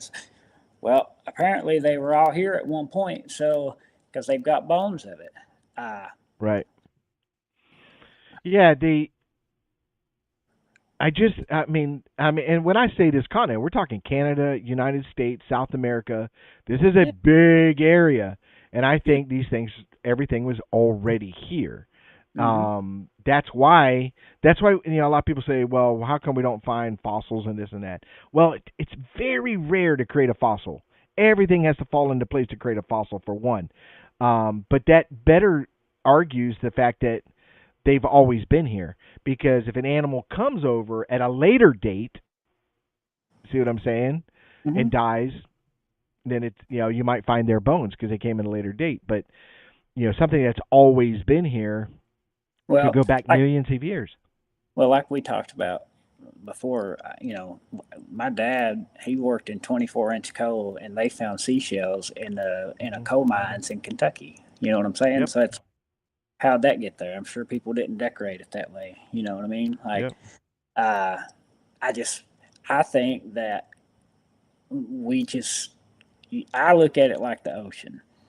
They find new stuff there all the time. You try to explain half the stuff they've found in the ocean, and then it turns around that all this weird stuff that they always find in the ocean, that all of a sudden you're saying that there's no possibility of a Sasquatch. You know what I'm saying? Like, Right. there's such crap that I think is out there that we don't know about because we just not. I think I read a thing one time where it said like maybe 30% of the land now is actually been, kind of like the ocean. They've only discovered or explored 20 something percent of it or something like that. Yeah, well, I So we just don't, I just saw on television this week they found a new city, Mayan city down in South America, a new one. See what I'm well, saying? I think you They brought just it up keep before. finding these things. I think you brought it up before, and I'm with you on this. That LIDAR, the LIDAR, LiDAR. I think that's It, the key right there. yeah, if we can get LiDAR to not just, because it's for surface. It's mapping the surface. That's how it shows walls and mounds and hills and valleys and stuff They like found, that. But if we can get it to also pick up large animals, which I believe that I would they say probably already with got it. technology, the military's got it. I guarantee you there's a satellite or something that's got this technology. It's They not probably just already known been to doing. civilians yet. But Yeah, if you get LiDAR that can pick up, for example, an elephant in a rainforest, right, it picks up things like that instead of the vegetation. right. Um, you put that on an airplane, you can cover a lot, thousands and thousands and thousands of miles a day. Hmm. You'll cover a lot of data in a day. Yeah, yeah. And I if that's think. the case, then we would find Bigfoot. We would find him. Well, what I loved about it was, when they do these things, it does it at such a precise level. They've found these little hidden cities, and they've found what I really like about it is they find more trails and pathways than you normally find. You know what I'm saying? Like, so they can pick up these trails and these patterns where uh, that you may not see on a regular satellite. You know what I'm saying? Like, Right. and because I've seen some of them, and some of my apps have lidar and stuff like that, but it's not at the degree of what these other ones are. And Right. Well, I but mean, because it's got to exist because they're mapping the moon, for Christ's sake. You're yeah, going to yeah. tell me you don't have the technology to that type of technology to map the Earth? Well, Um, that's why when I first got into this, that was one of the main things why I wasn't a Bigfoot believer at first. I had never looked into it. I'd never, and we talked about that on a podcast. I'd never, when you interviewed me, I never knew anything about these things. Never, I'd had stuff happen and just blew it off because I'd never looked into it. My grandma would say stuff like woolly booger or wood booger, and you know, yeah. heard this stuff, but I honestly just pass it off as she's just trying to be funny and it's a monster in the woods or something like that, and never put anything into it. When I and I wish if I ever ran into this guy, I'd apologize to him. I wasn't rude to him. I'm never rude to people. Uh, but this is before. This is back in my drinking days. I went to a liquor store and this guy was like, "Oh, where are you from? Kentucky?" I was like, "Yeah." He's like, "Man, you're up there in Bigfoot world," and I was like, "Yeah, Hmm. yeah." He laughed. He's like, and he was talking about Expedition Bigfoot, and he asked me, he said, "So do you believe in them?" And I was like, "No." He's like, "Why?" It's like, military wise, I was like, with all the technology that's out there, you can't tell me we wouldn't have had any proof or evidence or anything like that about it. at that time, I had never really looked in and read anything. And, you know, he didn't, I guess he got the impression of what most people get when somebody says, "Oh, well, you're crazy," you know, and I think Yeah. that's probably one of the Yeah. main reasons. That's it's funny when they come to that because I got friends and stuff like that, and me and you've talked. We walked the woods. We talked. That was a good Yeah, day for us to get together and get to know each other yeah, better and stuff right, like that. right. And it's really funny because anybody who knows me will say, "Hey, Rick is very intelligent. He's an honest guy. He's pretty well rounded. Blah blah blah blah. Even at my job, they're like, he's you know very focused, very good." Crazy is never a word they would ever use until you say the word Bigfoot. Oh, he's Yeah, crazy. He's crazy. All of yep, a sudden, you say the one thing, yep. you know, all of And a I sudden, felt everything you know about me is wrong. no, right. I've had friends that I've grew up with, and they know me to a T. And you know a little bit about me. I'm an honest, down to earth person. I try to be respectful towards everybody. I'm that friend that if you need me, I'll be there. And that's how they knew me. And then when I started bringing up Bigfoot, uh, all of a sudden, Frank's that crazy person now, and Yeah, you know, he lost his mind down in Florida. And it's like, no, no, I'm not. And it's like I wish I could take those people and let them see everything, and then let them have their opinion. But at the same time, I've got to that level now where I really don't care. But I knew what feeling I gave him, so I felt bad about it now. you know, yeah. and Well, I never caught him that's crazy. what I But tell people. You have to go in this field not to convince people. That's not your. It's really not your job. Don't do it. Don't worry about it. Convincing people. You know what I well, mean? Just bringing awareness to it is enough. You know what I mm, mean? It's like I can come across somebody out there where we were at, and never yeah, run into nobody. But finally, I run into somebody, and I just say, "Hey, be careful of Bigfoot out there." Now he may not believe. He'll laugh and say, "Oh, that's funny. I don't believe in Bigfoot." But I guarantee the next time he goes out, what I just that's said, it's there. See what I'm saying? I've been at a lot of these NASCAR races, and I always wear a Bigfoot shirt. Like this one right now, I get because it brings in conversations like I Yeah, found Jesus, but I'm still looking for Bigfoot. You know, and it's just something that somebody will see, and then I like sometimes that it's shirt. I like that shirt. I gotta hunt that one down. I'll And say, on that subject, I don't want to break you away from what you're saying is, but I do have shirts. I ordered shirts for me and you. yeah, yeah, They should be coming in hopefully in the next week. definitely. I went a route that I never went before, so I don't know how good they're gonna be. Okay. But Hey, either but way, I'm going to get one just because yeah. I really liked that one that you had on out there, and Well, I was like, oh, yeah, you this is the know, one I that wore out there that day. yeah, I I only have like it. the one. Well, but I I like that style, the Oh breathable yeah. cut off. Like that's what I like. And when I seen that, I was like, man, I got to get me one of those. And but I've been out at NASCAR races. I've been out places, and I always have. I really like the that one guy at the Ocala Festival. He always sells the shirts, what the Hmm. sass or whatever. So I have a lot of his stuff, and I couldn't tell you how many times I've been sitting there at a NASCAR race, watching my son wait on the drivers or whatever, and somebody come up and say, "Hey, man, I like that shirt," you know, and it's like it sucks that it's at that level where people are still so afraid to talk about it, but we got to get past that because and you're never going to convince people, and I learned that very quick. And No. people's not going to convince. The only way you're going to convince me of something is if I read about it enough or I see it for myself, and I have that something that tells me, okay, that's real.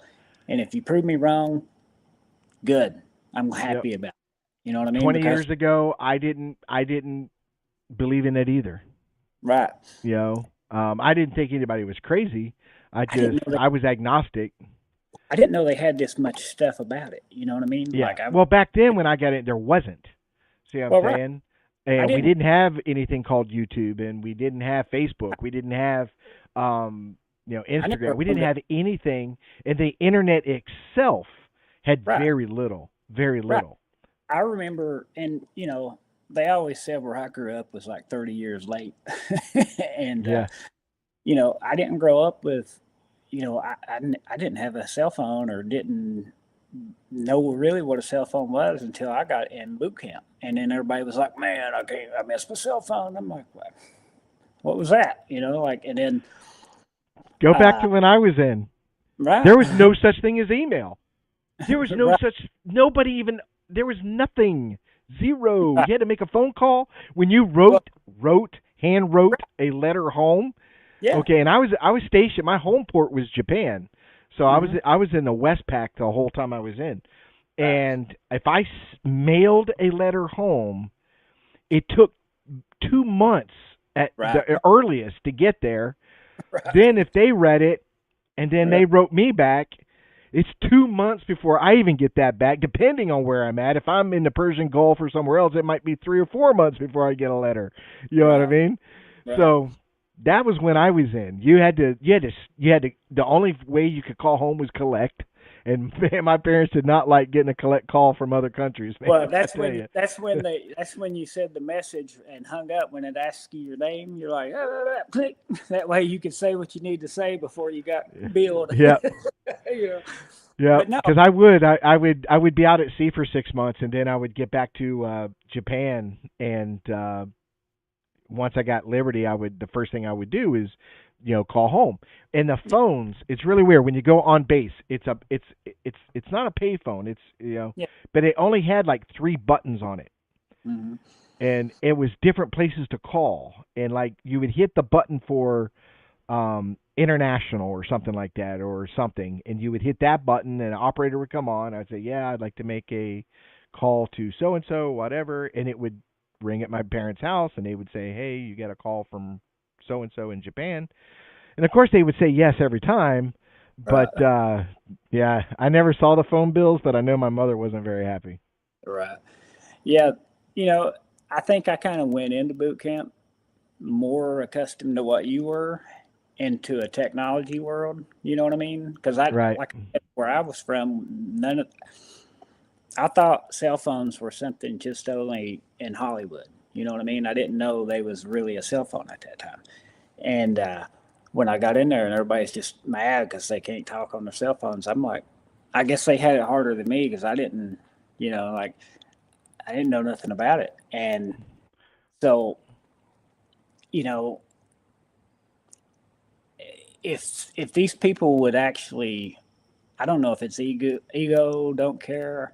Uh, that's why I don't argue with my friends or anything now. If they do question it, I got some that now that I have, they'll come out and talk about stuff. Even my dad. My dad used to make fun of me. He'd say, and my dad's one of those. He looks like Hank Williams Jr. He's an old coal miner, straight to the point. If he called you back then, you pick up the phone, he'd say, "Thought I told you to do this," and hang up on you. You know what I mean? Like he's just Right. one. And so he knew I got into this, and he knew I spent a lot of time out in the woods and stuff like that. And he knows how I am. He knows I'm a woodsy guy, and so he was happy about that part. But when he found out about the Bigfoot stuff, he'd look at me and say, "You really think that's something?" And kind of give you in that smirk like you're crazy, and without saying it. And but the longer I stayed in it and kept doing it, then he was getting more curious. And then he'd say, then he eventually, years had passed, and he was like, "Well, I was out in the woods this time Mhm. on a boat and heard something," and you know what I'm saying. Then he starts telling you Right. stories that are identical to what you get in reports. And so it's like he probably wouldn't admit it, but I think he believes in it now. I think he has believed in it. He just never. But I think there's a lot of Yeah, people. and I get asked the same thing. People be like, "Oh, do you really believe in that?" And I'm like, and all I tell them is,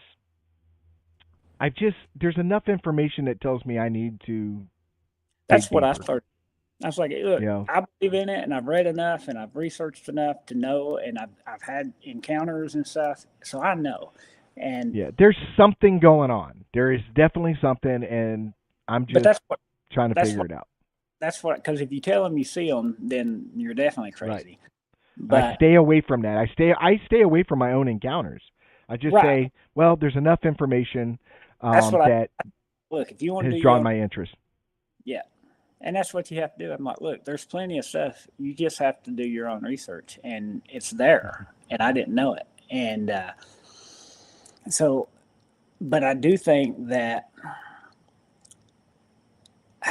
I don't know, going back to, do you think they swim? I mean, obviously, I think they swim, but do you think they swim far?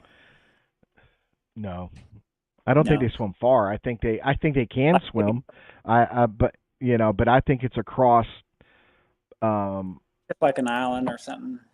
yeah, You I know, mean, if it's visible, you know what I mean. It's not like right. too Yeah, far. yeah. I don't think they're going to swim miles and miles and stuff like Right. that.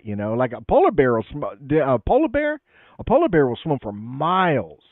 You Right. know, I Right. don't think these things because if it does fall in line with primates and whatever, um, they can swim, but Hmm. Well, it's orangutans can't. not. Yeah, I don't think orangutans can. If they get in water, they'll drown. I think a lot of Yeah, primates would drown in water. Now, I know some can yeah. swim, but I know some of them.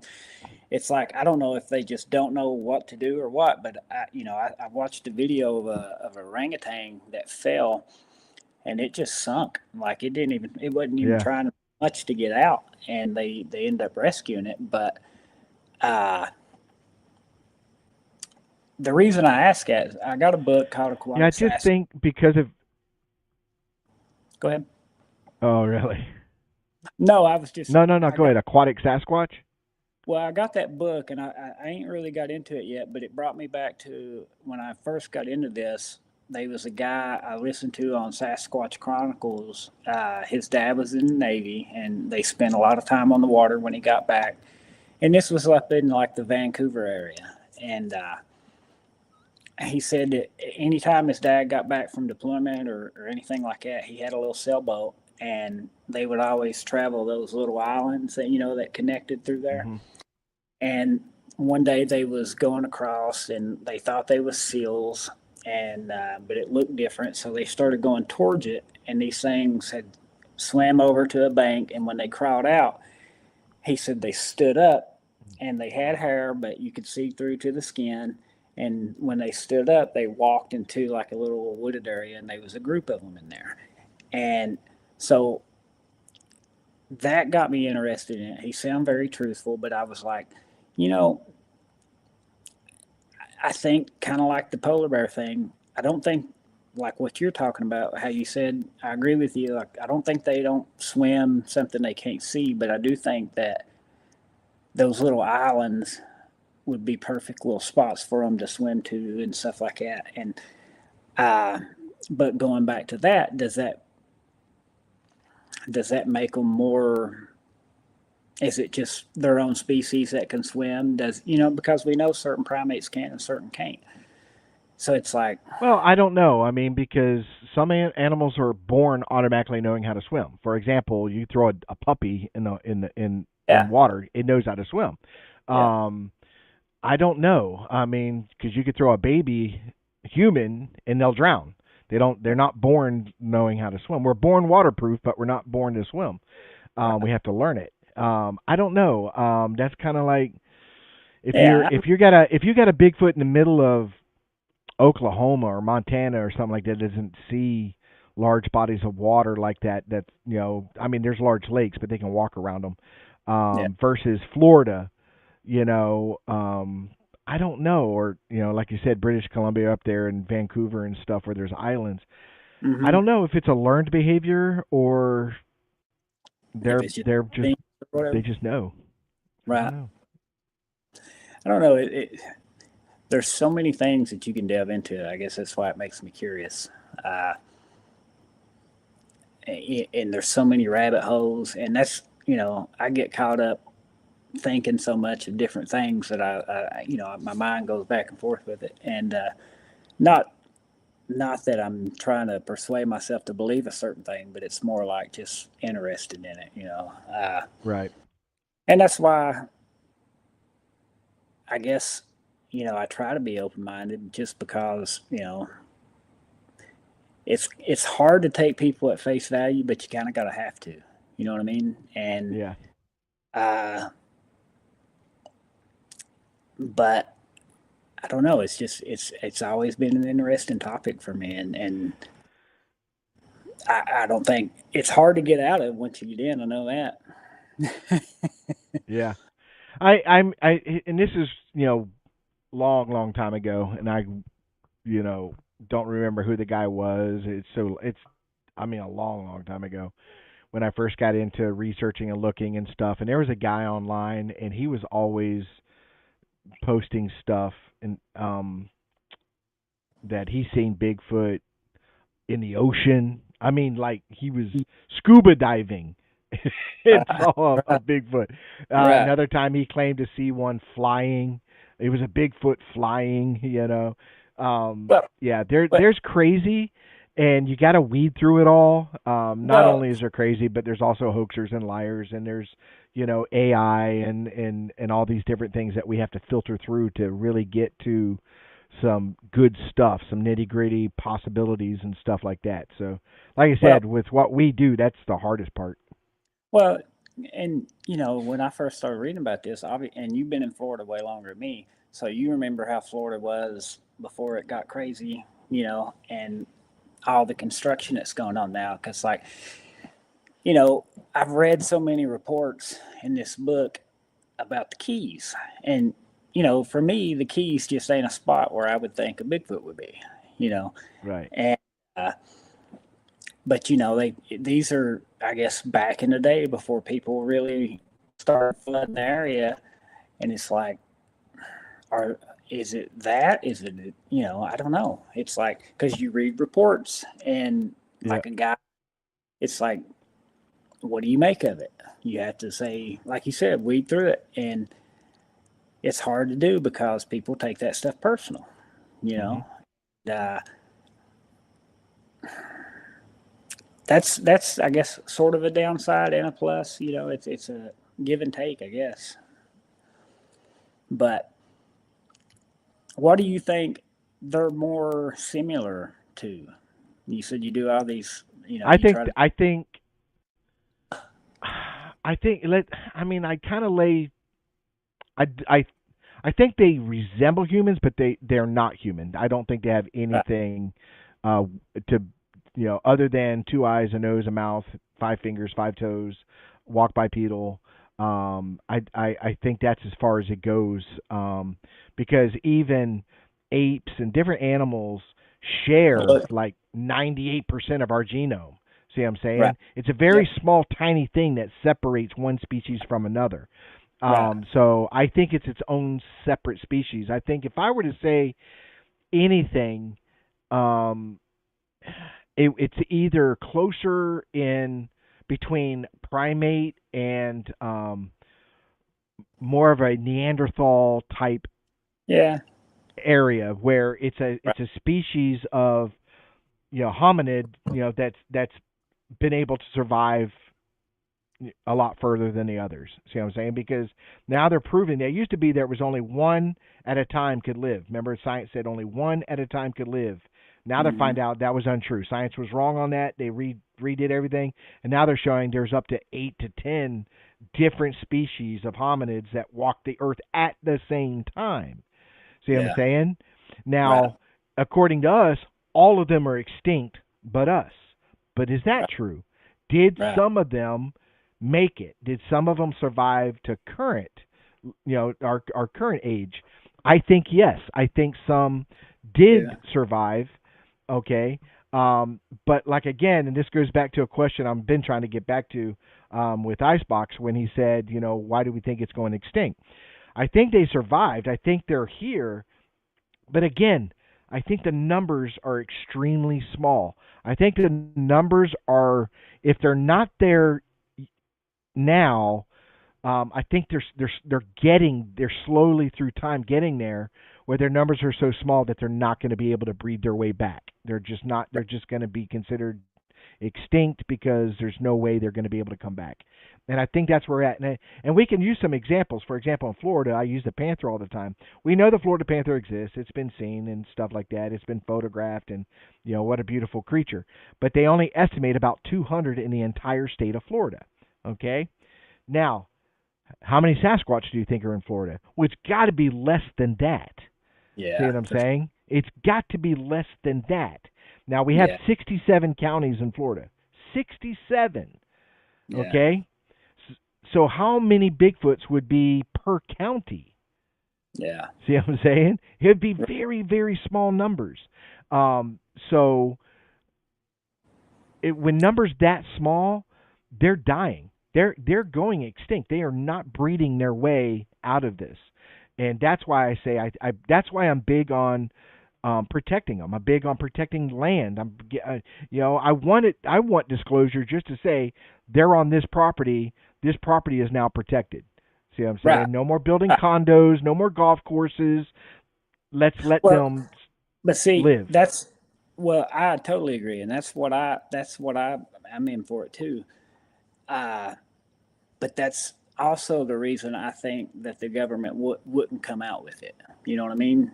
Just so they can build in those areas. Because you look at there's a place in Apalachicola that there's an endangered woodpecker and nothing's going on. So it's like, they shut stuff down for certain little minnows.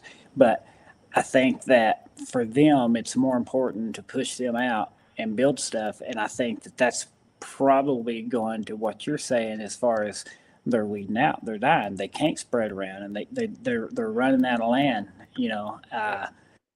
and you look at most. We have an area here where I think one of the rarest animals we have in Florida, and we do have them here in Highlands County, is the scrub jay. Okay, the scrub jay. Look it up. It's a bluebird type.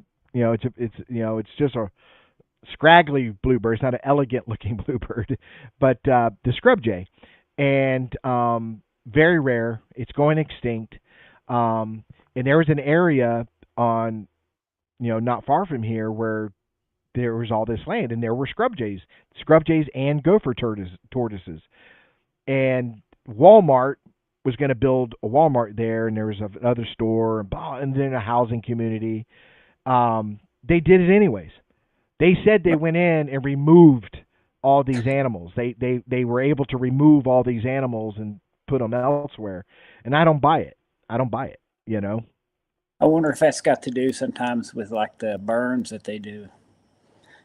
They could. Yeah. I don't know. Drive the animals out. Well, you was going back to some of the different types of ape species that could, what was it? I'm looking at it. I probably can't even pronounce some of these, but the Endopithecus, it was like the Gigantopithecus, but it was more of our size. It was actually smaller than us, or some of them are actually way smaller than us, like the ones in what they call it. Well, the thing is with the Gigantopithecus, there is absolutely zero evidence that thing ever made it to this continent, ever. Right. Okay. Second of all, it was not bipedal. The creature was not bipedal. Yeah. Right. It was the way they got it looking. I mean, it's huge, and it had to be on. Oh yeah. If it stood up, would it be big? Yeah. But it walked around. It was like 12, 13 feet tall. I mean, the thing was massive. Yep. But some of the ones like the urine, you see the cheek patterns and stuff. Like, I wonder why it would look. Is it just the region? Because I've heard people say that the ones in Oklahoma look more like this, and you know what I mean. And then you get over there, and they got the higher cheeks and the slanted eyes, and it's like, is it just because what? Well, I think it's a lot like humans, where we just look different. You know what I mean? A black person looks different than a Chinese. A Chinese looks different than Caucasian. Caucasian looks different. Stuff like that. And I think I think that's. But we're all human. We're all the human race. Right. We're all human. I think that's the same with Bigfoot is they're all Bigfoot. I think they just look different. Yeah, and it could have been inbreeding. It could be the area that they're in. For example, in the Pacific Northwest, they're very large, very muscular. Where down here they're smaller, thinner, but it's so hot here. You know what I Right. mean? So you're not going to build a large fat reserve. You know what I mean? You are going to be thinner and more muscular because you're running on probably 0% body fat because of the heat in Well, stuff all the like that. animals. I mean, You the know? deers, unless they're on somebody's food plots and stuff, they look like crackheads. You know what I mean? Everything's smaller down here, Yeah. and I mean, our deer are, but it's not like I've seen some very large Florida deer. You know what I mean? But they don't have the fat built up like you do up north because we don't deal with winters and we don't deal with different things like that. You know, but yeah. I think they're different. Like in Canada, I think the Canadian Sasquatch would probably be a little bit different than an East Coast or Well, different. Yeah, I mean, they're just going to be different. I can't remember the guy's name, but it was one of the first expeditions I went on. But he went and he was showing pictures of one, like, of drawings that people had described in different areas, and they all look different. And I guess I say that, like, to say that I agree with you on the whole Neanderthal thing. I just think that maybe they're, I don't know. Like, I think they're their own species, but I don't think they're human. Yeah. And I think that they're more advanced, I guess, in certain apes. I guess is what I'm trying to say. Well, science is redoing the whole Neanderthal thing right now, and what we saw as kids when you go to the museums and stuff and saw Neanderthal is Right. not what the Neanderthal looked like at all. And they're See, talking about that the Neanderthal, with what they have now, it was a lot larger than a human man. They were right. larger, they were taller, a lot thicker muscles, a lot thicker bone structure, covered in hair, Hmm. had a larger cranium. They were actually smart. You know what I mean? They weren't this dumb hit you in the head with a club type stuff that cartoons do. They were Right. actually intelligent, extremely strong, Hmm. extremely fast. They were hunters. They were, you know what I mean? So Hmm. they're changing what a Neanderthal looked like. So as they're doing this, it's starting to sound more and more like a Sasquatch. Yeah. You know what I Well, mean? I don't know if you've ever looked into it or whatever. I also, the book Them and Us or Them Plus Us or whatever. Mm. It describes the Neanderthal as not what we would think as a Mm. Neanderthal too. And I listened to one guy's report. It was in Florida. He was on a airboat, and he said he just got a weird feeling. Anyway, long story short, this thing I guess had a deer, and it was sitting down eating it. And when he came across him, he turned to try to go away from it. And when it stood up, he described it as Neanderthal looking, but he said it was so big that it was on the ground, and when it stood up, it was like a couple feet over the top of his blades. You know what I mean? And that's big for an airboat. And you stand up Mhm. and be, and he said it was as wide, and so you know I don't think that'll be an interesting thing when it comes out. I want to look at that because I don't think that Neanderthals are what they try to describe either, or what they have described to us. Uh, but we all know that that stuff was a thing. That's the thing. People have no problem believing Neanderthals and stuff like that, but I just don't understand why it's so hard for people to think of a Bigfoot would be Well, fake. like I said, when you had multiple species of hominids that were actually thriving on the planet at the same time, all different locations, different cultures, different continents and stuff like that. We came later. You know, Right. they're our current humans. We came later, um, and to say that one of these other hominids did not survive or has barely survived, um, it wouldn't shock me that, and I think that's what I mean, that's just where I'm at. Hmm. Um, I just, I'm not a, I'm not a believer in certain things, so I kind of stay away from those when I draw my conclusions. But I Right. just think that it's its own species, that it survived, and we're trying to find it. So going back to the first thing that we talked about with the nests, we hear about them being. I've heard about them being in trees down here, just because I don't know if they would make. Because Frank, I understand that seeing them as a monster, uh, but that's the way the media has portrayed it. You know what I Yeah, mean? Like, movies, everything else. Yeah, yeah, and it's any not a flower child. Those are the people that irritate me most of all when they go out there and they said, "I held hands with Bigfoot and we yeah, walked through the woods." No, you didn't. No, you didn't. right, No, you yeah, didn't. You know what I yeah. mean? No, I agree. Uh, Yeah, because most of the reports that all the reports that I've read about them, as far as any type of contact or being aggressive, they've either tried to get away from you, they try to get you out of the area. As far as like not being aggressive, but people get Well, spooked. yeah, and I agree 100%, Frank, because I brought that up. I brought it up many times where I do not see these things as I don't either. aggressive creatures. I don't either. And you really got to define aggression. I mean, even I use Ape Canyon all the time. They were, if that story is true, you had those guys in that cabin being attacked by multiple Bigfoot, Right. but they were never killed. And with what everybody says Bigfoot's capable of doing, a group of them would Well, have had no issue destroying that cabin and killing every man in there, and they didn't do it. and also it happened after the guy shot the one.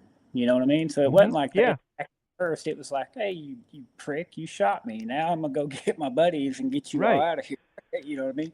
You know, And that's why I'm not a big David Pilates fan. I've said that openly, and I'll say it in David's face. I think he's a liar. I think I've seen enough on the guy. I know a little bit about his background and stuff like that. I think the guy's lying. I think he takes liberties on people's stories. But Bigfoot's not responsible for people disappearing and stuff like that. And if people would actually step away from and do their own research, and I looked into it, as far back as they've been keeping records of missing people in forests, it's it's not thousands, guys. In right. God, how in 200 years since the late 1800s, it's only been like 300 and something people in since the 1800s. So that's less than one a year that Mm-hmm. disappear in national forests and parks. Now, those out of those one a year, or all those 300, how many were attacked by bear, attacked by animal, attacked by moose, got lost, hyperthermia? See what I'm saying? Fell off a cliff. That happens all the friggin' time. You know what I That's mean? probably And back, that's see what I'm probably the saying? that's to me personally. I think most of it is somebody getting lost and ended up dying, or like you said, they got off the trail or they fell off the cliff, or uh, But it's never a grizzly got them, a panther got them, a wolves got them. They right. died, like. And I know one story for a fact. David Pilates took was talking about the guy in the canoe. I'm not going to tell the whole story, but they found a canoe and they found his body and there was no marks on him, but he was dead. You know what I Mm-hmm. mean? And they couldn't explain why he was dead. Well, the family came out and said, "Well, this is an untrue story because he was dealing with mental illness." All right. Okay, he went out there. He was suicidal, and he actually died of hypothermia. Mm-hmm. You know what I Well, that's mean? what And yeah, wasn't go that ahead. just what happened in somewhere in the Northwest or Alaska or something in the recent years? Like two people they found dead, and they were trying to say it was Bigfoot, and then they found out later that they just died because they was poor planning and they're camping. They went out there Yep. and That happens a lot, dude. And Well, it's and OCST says, I agree. It has Bigfoot harmed a human? I'm pretty sure it has. I'm yeah, pretty sure it has. But I yeah, think it's not a I think it's a very rare occasion. I think it's a right. very rare occasion. And I say this all the time. You look at reports, I've looked at reports, when you talk to people, I mean, how many reports are we at now? 10,000? Oh yeah, And 99.9% of those are non-aggressive. People are yeah, walking a trail, they're fishing, they're hunting, they're camping, they come across this thing, it looks at them, they look at it, and they go their own way. See what I'm yep, saying? yeah, Or they follow you out. They follow you out, but they don't harm you. Or they slap right, the side of your house, but they don't come in the house. They could right, easily come in the house, but don't. yeah, Um, yeah, so that's what I'm saying is, you really got to define aggression. You know what I yeah, mean? Some of it is just get out of here. We don't want you here. Leave our area. So right. there's a little bit of aggression to push you out, but they're not trying to hurt you. They're not trying to Because harm they you. could. Well, see, and Yeah. going back, that was what was when I first got into this. That's what got me more. Because before this, I had no fear at all of going in the woods. Like Mhm. there'd be times I get like weird feelings and stuff, but I never thought a bear was going to attack me because bears try to get away from you. At least black bears, and but it's like now when you put this in there and you realize that there's something smart, you know, uh, then it's not that you're scared of it, but there's that capability of, well, you're at its mercy in a sense, and Right. because if the ones that they talk as big as they are, if they wanted to come in your house, there's no stopping them unless There's you no shoot. stopping them. Yeah, You know. and I don't think that kind of like what you said, they're not aggressive. I don't believe they're aggressive at all. But what makes it funny is when these people go missing in these places and these people automatically assume Bigfoot. Yep. Why is all of a sudden a cat or why is all of a sudden a bear attack? Why is that all of a sudden all that dismissed and I Bigfoot is watched say, it. I think it's really funny because you remember what's that remember that what is it called, the Volatov Pass or whatever, the one in Russia where those all those yeah, hikers, where they all yeah, died and disappeared and blah blah blah yeah, blah. they Well, found it's really them funny dead. because they They, always, huh? it's like they when they found them dead, it was like they found them dead in awkward Yeah, ways. Well, yeah, but they all of it they put on Bigfoot or right. whatever they call the Bigfoot over now. All of it, all of it, all of it. I saw a documentary which was really funny how you can't find it now. All of a sudden it's kind of like buried, but Yeah. there was an actual scientific study.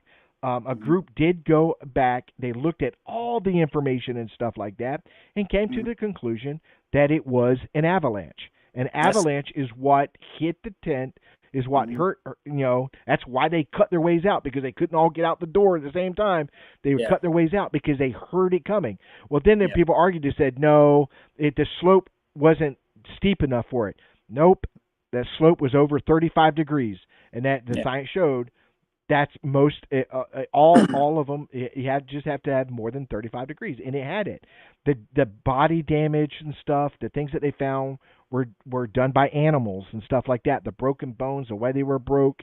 Um, so That they did this whole study on it. I truly believe they solved that mystery. I don't think it was Bigfoot or whatever they were well, calling it. see, and I watched and read a lot on that too. And at first, the first thing that came out was the story of you know they had holes poked in the tent where they could spy out, and then the last Yeah, picture on was you see it coming out of the woods, and then I've read that I watched the avalanche thing, and then I watched another thing saying that they was in some place where had nuclear radiation and they all went crazy and yeah. uh, but the Well, avalanche thing was the one that was like that makes sense because yeah. some of them were down in snow and their body like their tongues were ate and and it was like why would and then they threw in the whole thing where Stalin was making women sleep with, or in putting semen or whatever into Yeah. women to try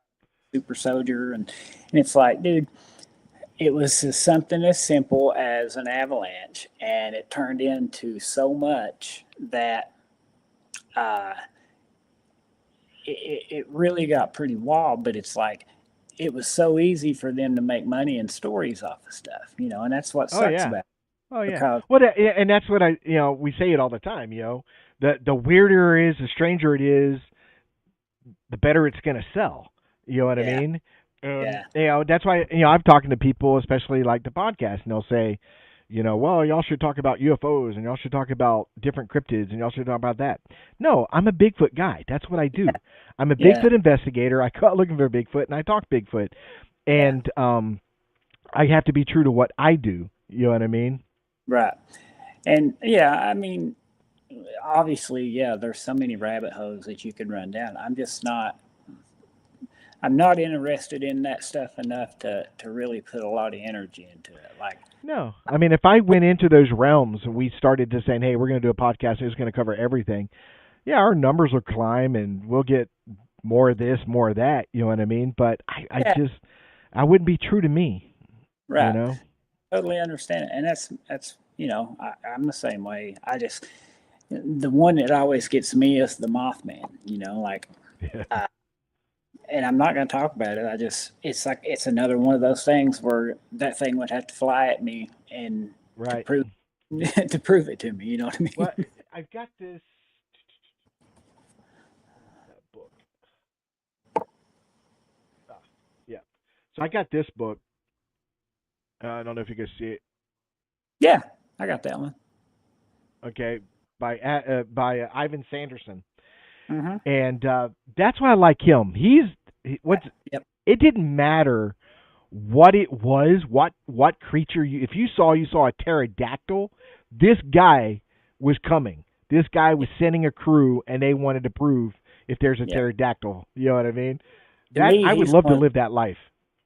That's what I'm saying. To me, when I found out about him and started reading some of his stuff and got some of his books, like, to me, he's one of the main top notch guys. And Well, he's the one who coined the phrase cryptozoology. okay, yeah. He's the original person to use that term, and that's what Well, gets me too. And I tell people all the time, there is no such thing as a cryptozoologist. There's no such right. thing. You know what I mean? But even Um, but well, I remember, people use that term a lot, and it's like, what do you have to study to get that? right. Well, here's how, I and this know. is a great thing with Ivan Sanderson. This is what he said. What cryptozoology? Cryptozoologist is a Right, person that is in cryptozoology. But right. here's what a cryptozoologist is, guys. Is and there are some really good examples of these people. If you have a degree Mm-hmm. in one of the sciences like Zoology. archaeology, archaeology. There was three or four that they mentioned, and right now I'm so tired I haven't thought about them. But archaeology, anthropology, Right. um, different things. But there was like three or four different precise Mm-hmm. sciences, and you Right. have a degree in that science. Right. Yeah, okay. Let's say I have a degree in anthropology, and I use the science that I've learned in the universities and in the field, and I apply it to the Bigfoot research to Right. see does this transfer over to Bigfoot research to prove the existence or non-existence of Bigfoot. That Right. is a cryptozoologist, somebody who takes the degree, the science that they Right. already know, and Right. applies it. Jeff Meldrum was a cryptozoologist by Right. definition. What's her name? What's her name? The one that From just passed. no, from Finding Bigfoot. Oh, Maria Mayer. No. That's not Finding Oh, Bigfoot. no. I know who you're talking about. God, why does her name slip me? And I met her. She's tall too. She's But taller than. yeah, she's tall. But she has a degree Yeah, she's a in science. those Yeah, fields, and she's out there proving or disproving it. So she is a cryptozoologist. See what I'm saying? Somebody yeah, who goes online, looks it up, and says for $1,500 I can take a week long course and get a Renee. certificate saying I'm a cryptozoologist. Yeah, Renee. Yeah. Well, see, there was something of that too, because when that guy from, I'm not gonna talk about it, but anyway, because there's something to that. But she was supposed to be in with the kid, uh, he was at the conference a few years ago. Right, right. Well, Yeah, I know see, who you're talking she was about. originally part of that cast, and then she backed out, and it made me Yeah. think, well, did she find something scientifically? No, Because I know that I'm not going to mention on here, but I no, know the right, backstory.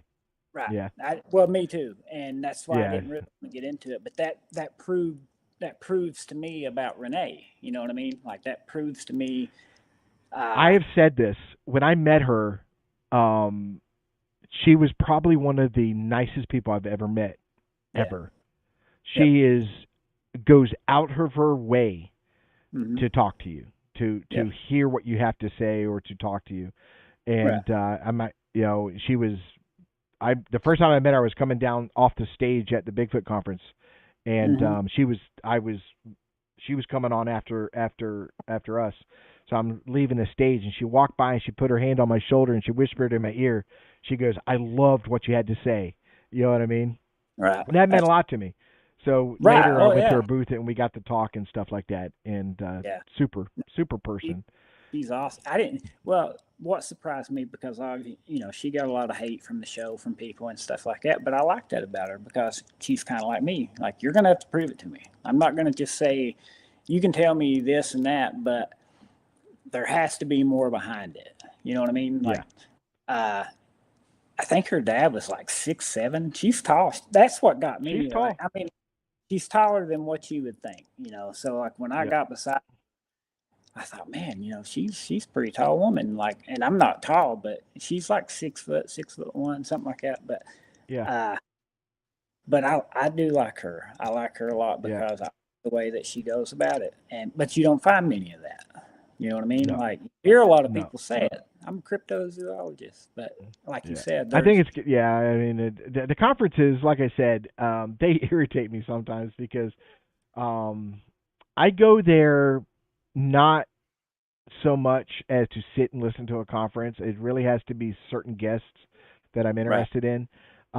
But mostly, I go there to talk to the general public Yeah, yeah. and to talk to all the Florida researchers that are there. You know what I mean? You They probably have booths. talk. You What's that? probably talk.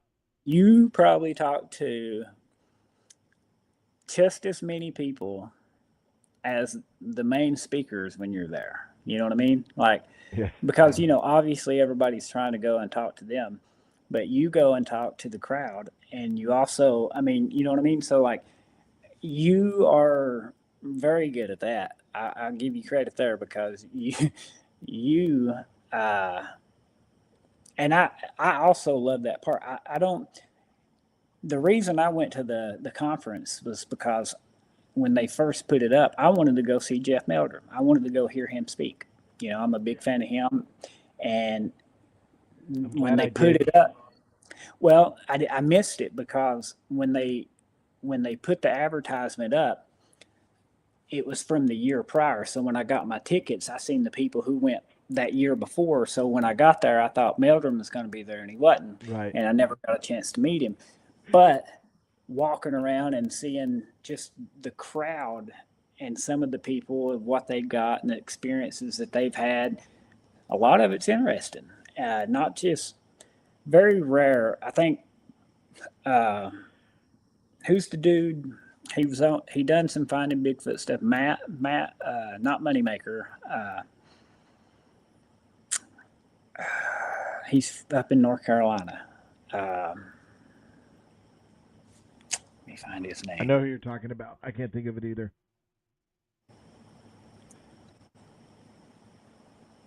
But But like I said, this I year, like him. go ahead. No, I'm just saying he's one that I like. I put him. Uh, Yeah, I know who you're talking about. He seems a good yeah, guy. yeah, It's just funny how I tell you what though. Just some of them their heads swell. You know what I mean? Their heads swell. David Pilates is one of them, which is really funny because every time I see him at a conference, he's got the smallest line out of everybody. yeah. Okay, like this past, the the first year that I saw David Pilates, of course, Jeff Meldrum and Ron Moorhead. Um, who else was there? Those two were the major ones. their lines were 100 strong. You know what I mean? Then you Right. go down, and David Pilati had like 10 people at best. See what I'm saying? Um, I'm not a Well, big David Pilates fan. I don't care what anybody says. I don't like anything that promotes fear of the woods.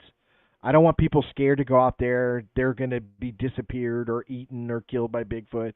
I want people to go out, enjoy camping, enjoy kayaking, enjoy fishing, enjoy nature. Take your kids out there, yeah. show them nature, show them a healthy respect of nature and stuff like that. Enjoy it because it's going away. I'm not ever going to promote fear of the woods at all. No, never. The one guy, he's English. Uh, Man, I'm having brain farts. He was there a couple years ago, 2 years ago, and spoke. He's. I'm bombing right now, dude.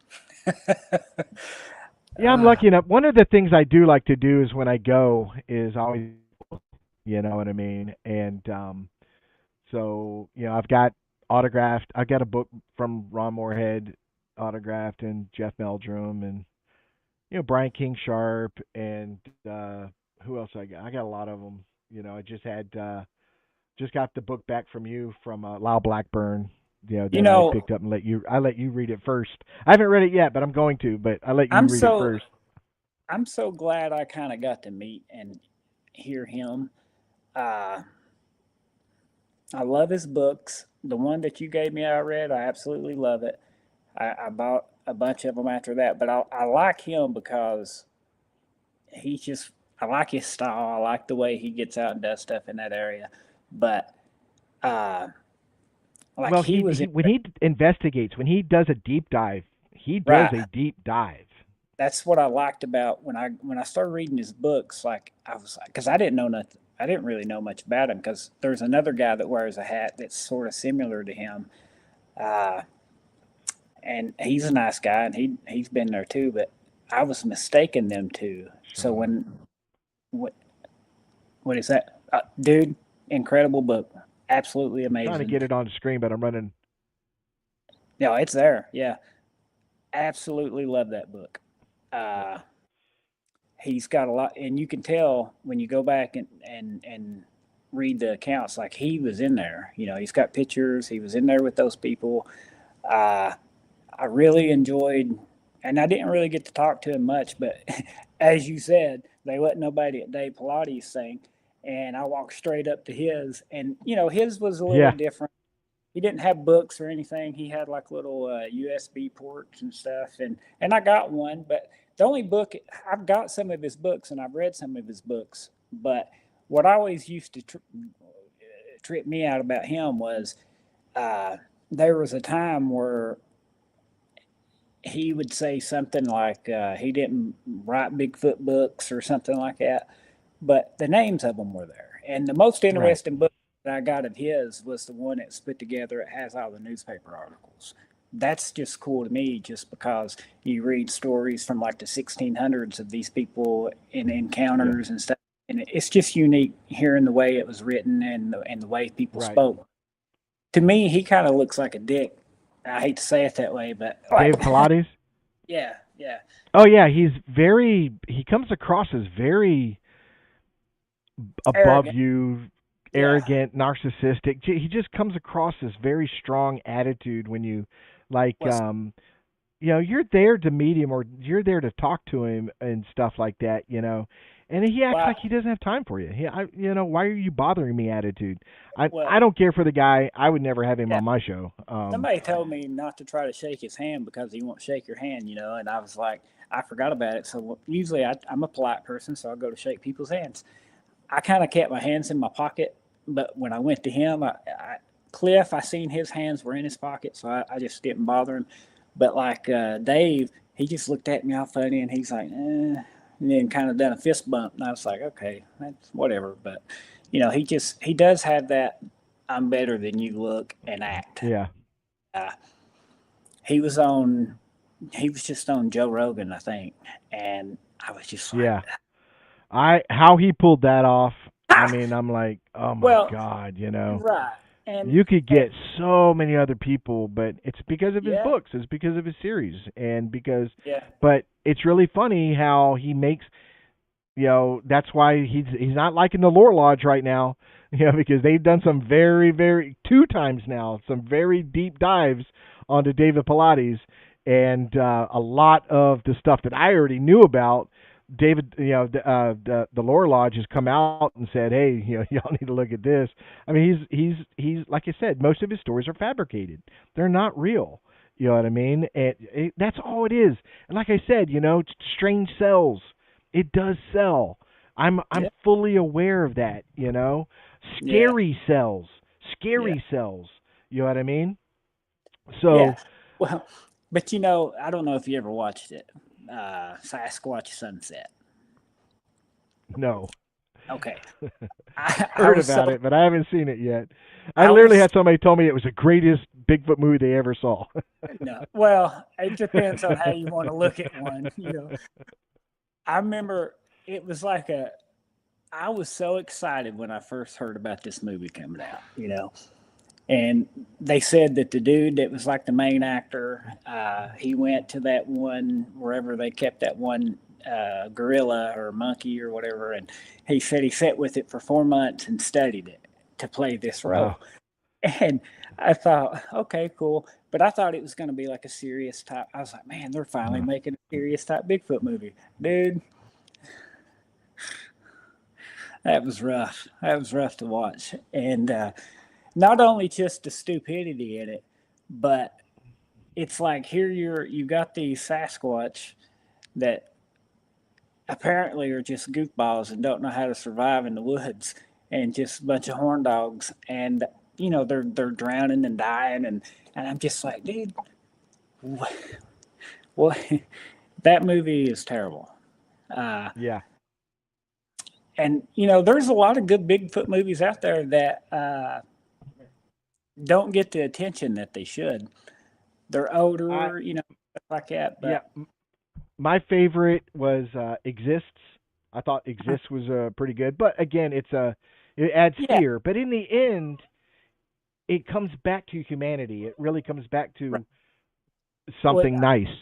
when I Hold on started a second. Let looking me at, put him down. yeah, I started watching a bunch and going in and finding a bunch. And they was one, they're big actors. I can't think of their name, but they was young during this time, and it was like she was writing love letters to him and stuff. No. And it wasn't that they were in a relationship, but I guess it was more about a story about she knew this Bigfoot was there.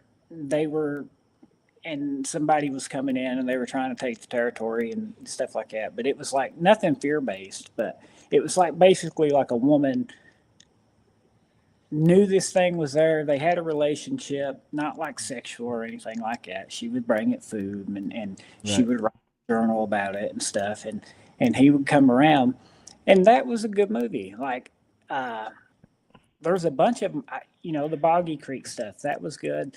Well, But that one, the Boggy Creek, that was my introduction as a kid to Bigfoot. Now I remember the PG film and all that, but um, really my first, that's when the Bigfoot scared me. When I watched Boggy Creek as a kid and as a right. child, and Hmm. I think the first time I saw it was at a drive-through, or a drive-in theater.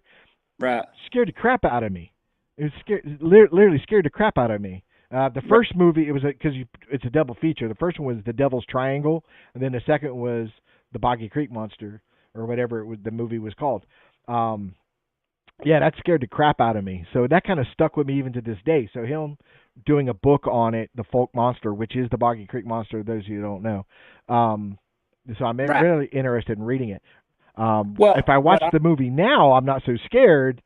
Um, but well, when I got into that book, it's more about an area. You know what I mean? There's a right, section there, not just Falk, but a lot of the places around that going into like East Texas or Northeast Texas or whatever it is, Oklahoma.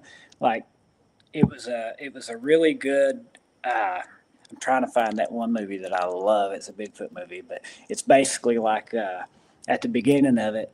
there's a deer crossing the water, and this thing reaches up and grabs it or whatever from under the water. But then what it does is a guy, I think, it takes a guy out of a boat, and this guy has like a crazy fear. But then these people come in researching for it or whatever, and they go out and camp.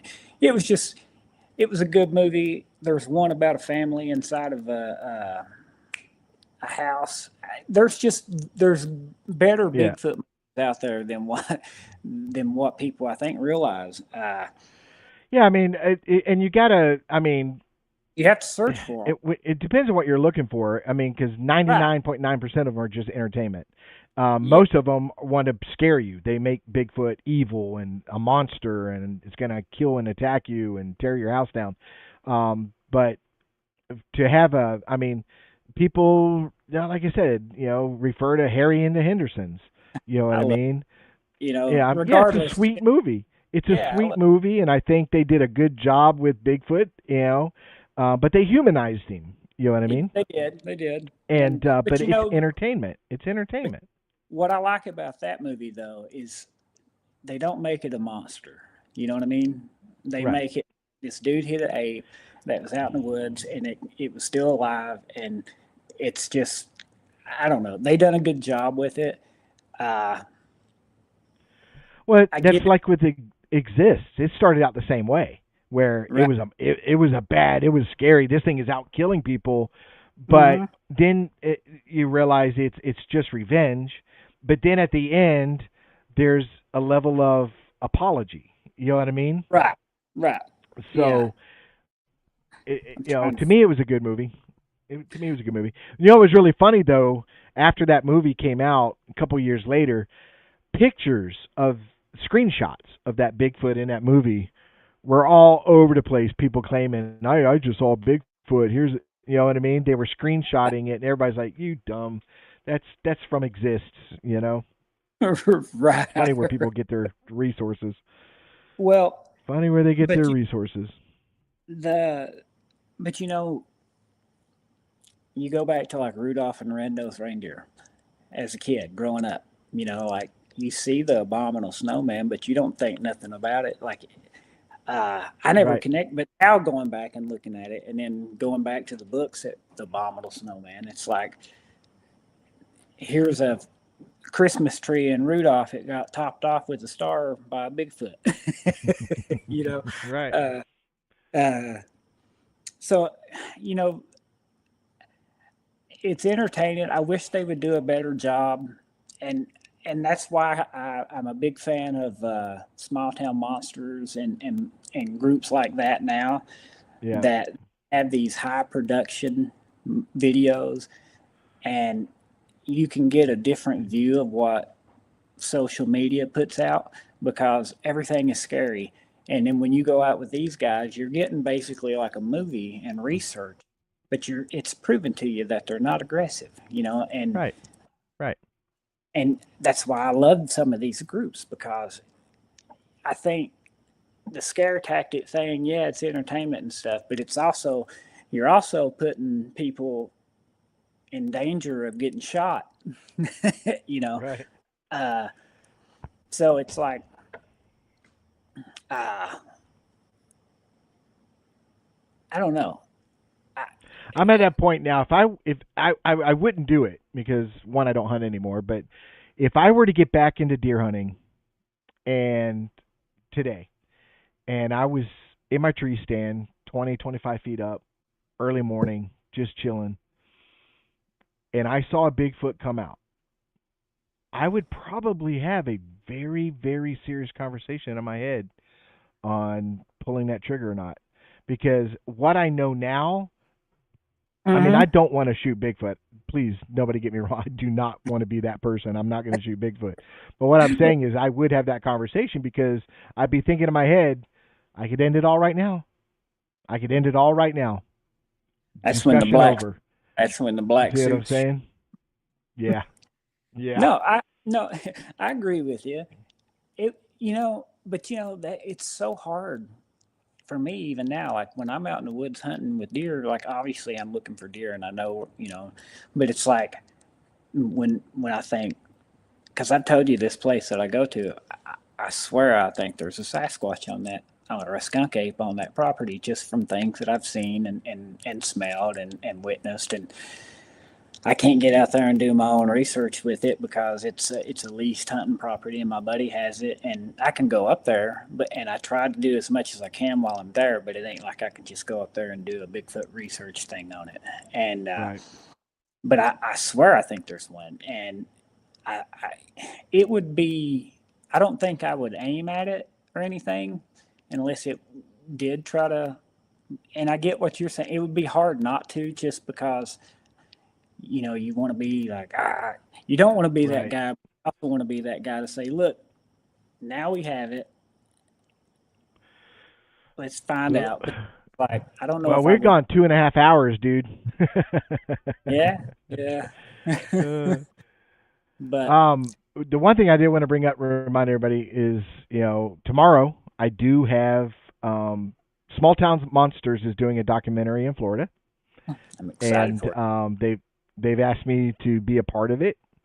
So tomorrow I will head to meet with them for the it's just the interview portion of their documentary. I ain't gonna lie. So I'll be Look, interviewing with them. Huh? you don't know. You don't know how. I said I ain't gonna lie. I said you don't know how happy I am for you about that. I'm also a little jealous. No, I am happy. Well, No, I'm I know happy. who's all involved, and I'm Yeah, very happy with the group that's yeah, in Florida that's going to be a part of this. right. Some good people. Every one of them but one, which is she is a BFRO person. Um, but all of them but one has been on the show. I've had everybody on the show but her, and her name is Ray or Ray R-E. That's it. Her name is R-E. I have her full name, but Re, let me see here. re, Let me see. re. Oh, she's the only one I did. I mean, I've heard her name. I knew she worked for the BFR. What I'm saying is I don't know her. I've never had a conversation with her or anything like that. I know of her. Um, Re. let me find it here.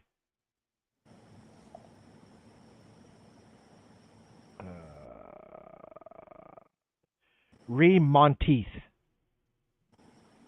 or even Ray Monteith, but it's R-E is the first name.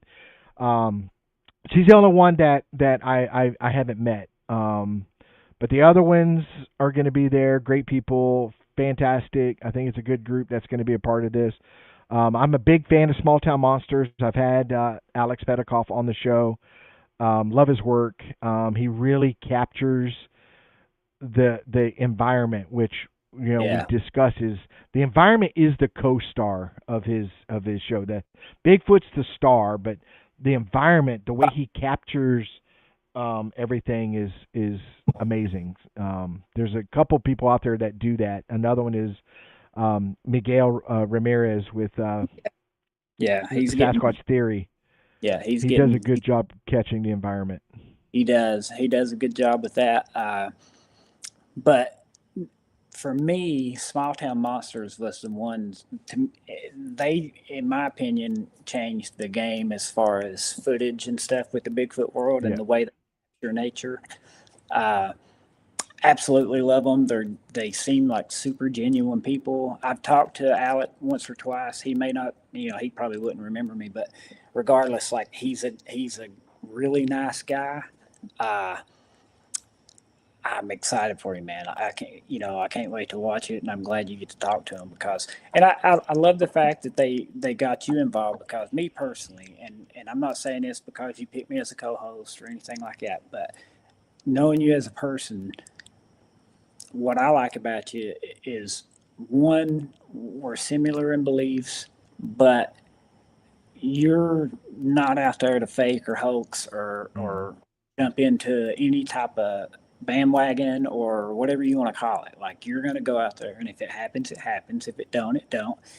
And that's what I like about them, and that's kind of how I am. And it's like I don't care if it don't happen. Yeah, I would love it, but at the same time, it's just going to push me to check different areas and stuff. And Well, I'm like I said, I tell people all the time, I'm a believer that comes in with a level of skepticism, and you have to have it.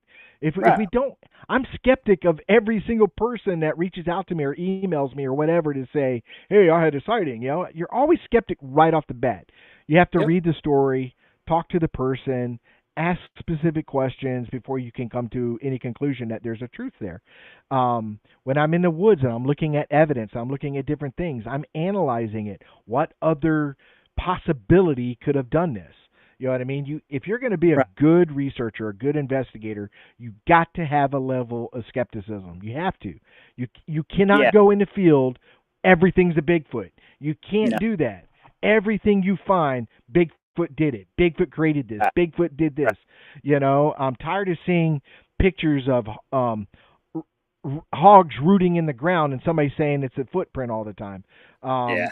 I mean, there's so many different things that you have to go in with some skepticism. Yeah. And like I said, my saying is, skepticism creates questions, questions create answers, and that's Yeah. what I'm here for, is the answers, the truth.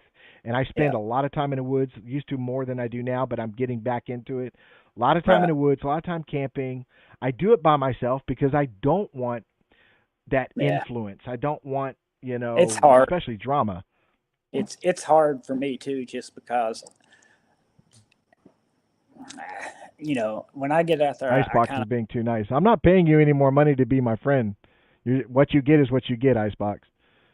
of well, but I agree with you when you get out with people and because everybody's got their own way of thinking and doing it. So sometimes it's really hard. And uh, but that's why I got into tracking. That's why I got into reading about plants, because I want to try to understand. That way, if I do see something, I can say, nope, that's this. That ain't a Bigfoot. I've studied that. I've seen that. You know what I mean? It's more just knowledge for me to be able to pick through and disprove that that's a Bigfoot. And it's Yeah. not to say that I'm trying to prove that they don't exist. I'm just saying that there's a lot of stuff out there that can do the stuff that, you know, that Yeah. Bigfoot stuff has to be very I tell distinct. people all the time, Mother Nature is a crazy thing.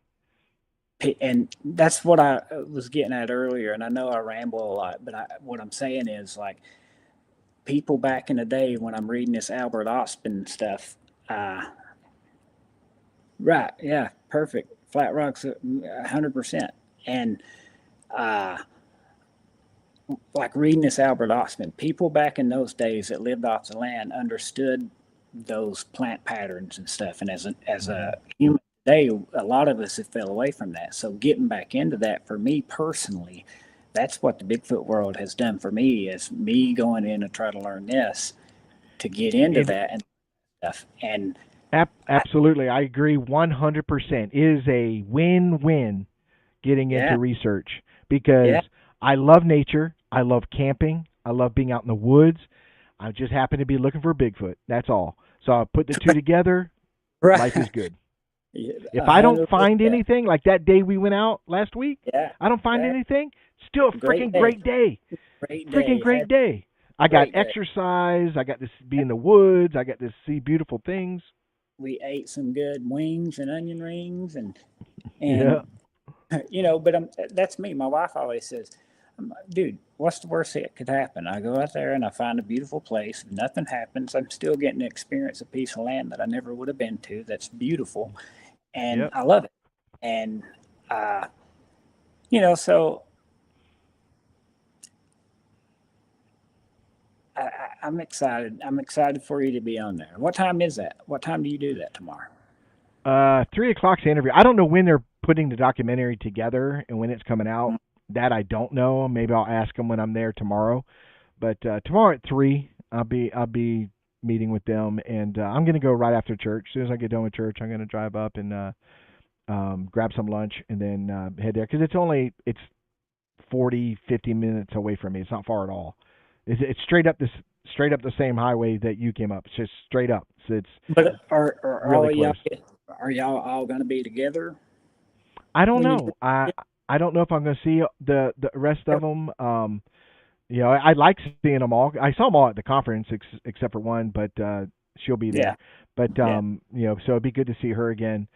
yeah. So I get to see everybody. Hopefully, there's a couple that I haven't seen in a while. I really do want to see.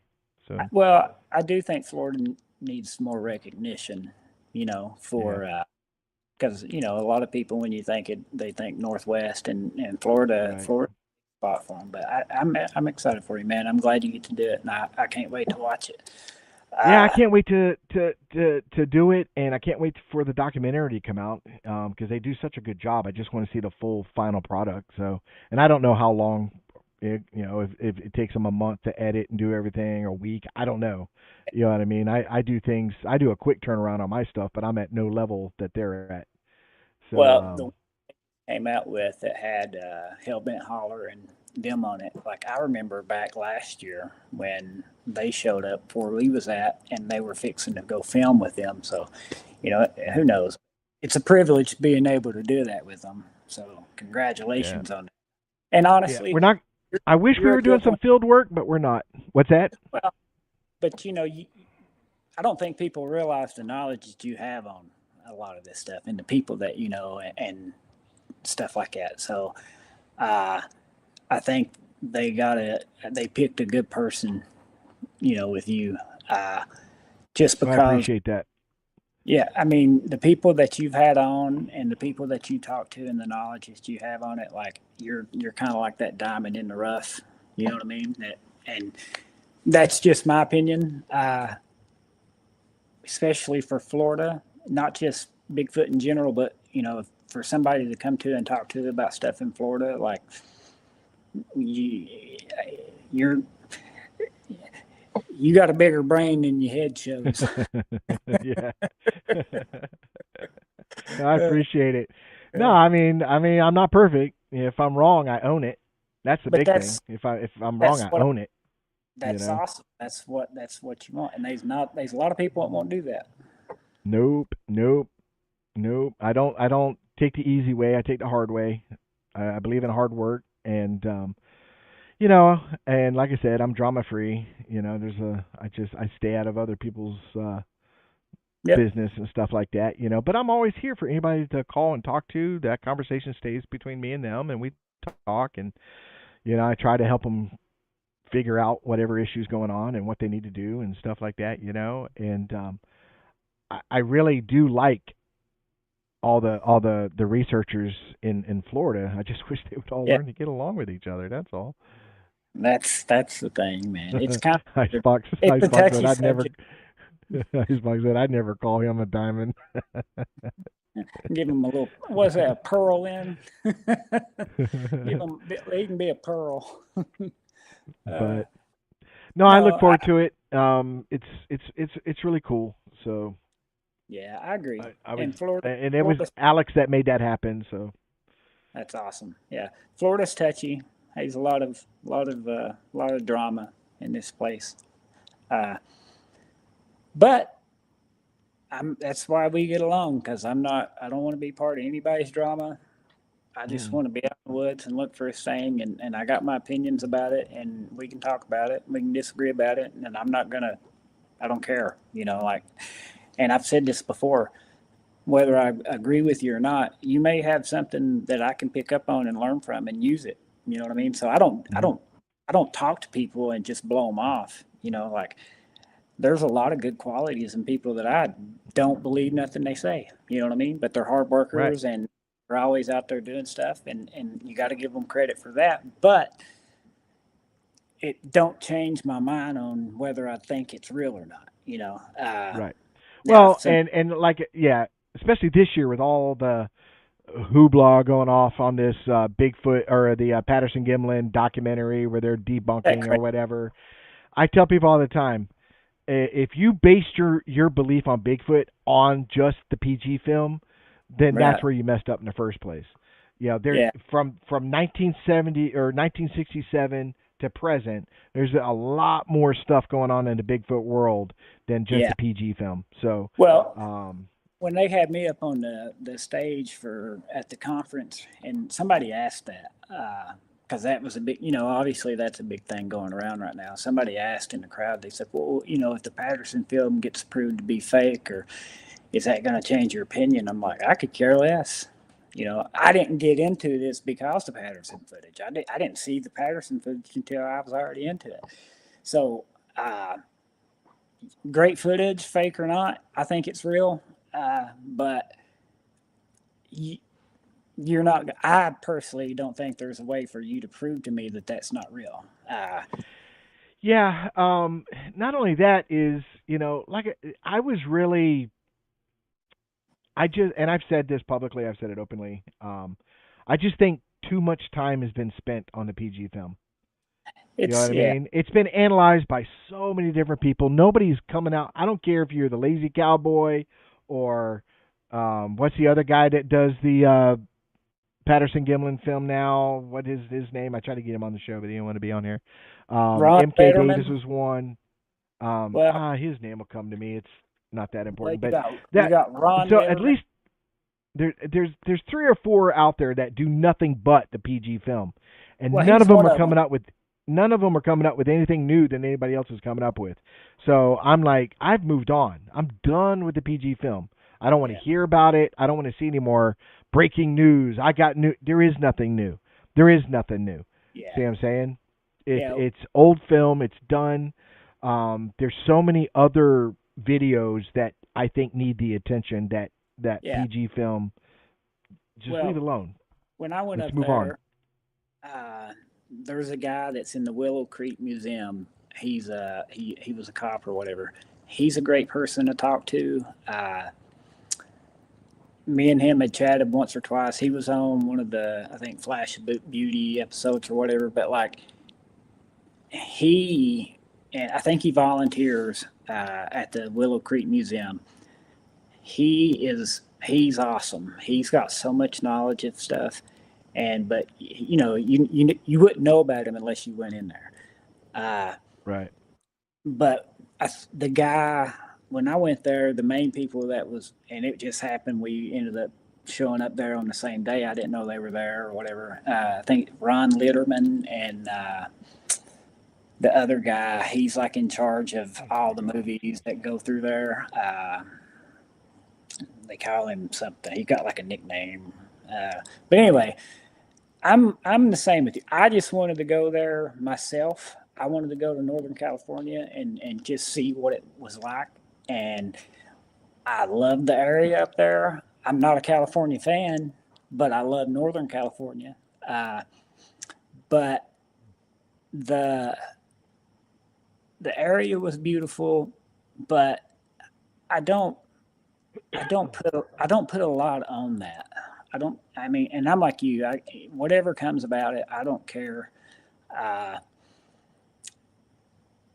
you know, it's just something that's been dragged through the mud so much that who cares? But I don't know what would be for you personally, besides what you've experienced and stuff like that. What would you say would be the episode or video or book or picture or whatever that really got you like, man, that can be it.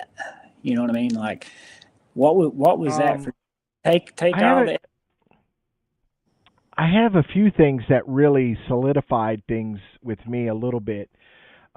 And looking at the Patterson Gimlin film in itself did not do that for me.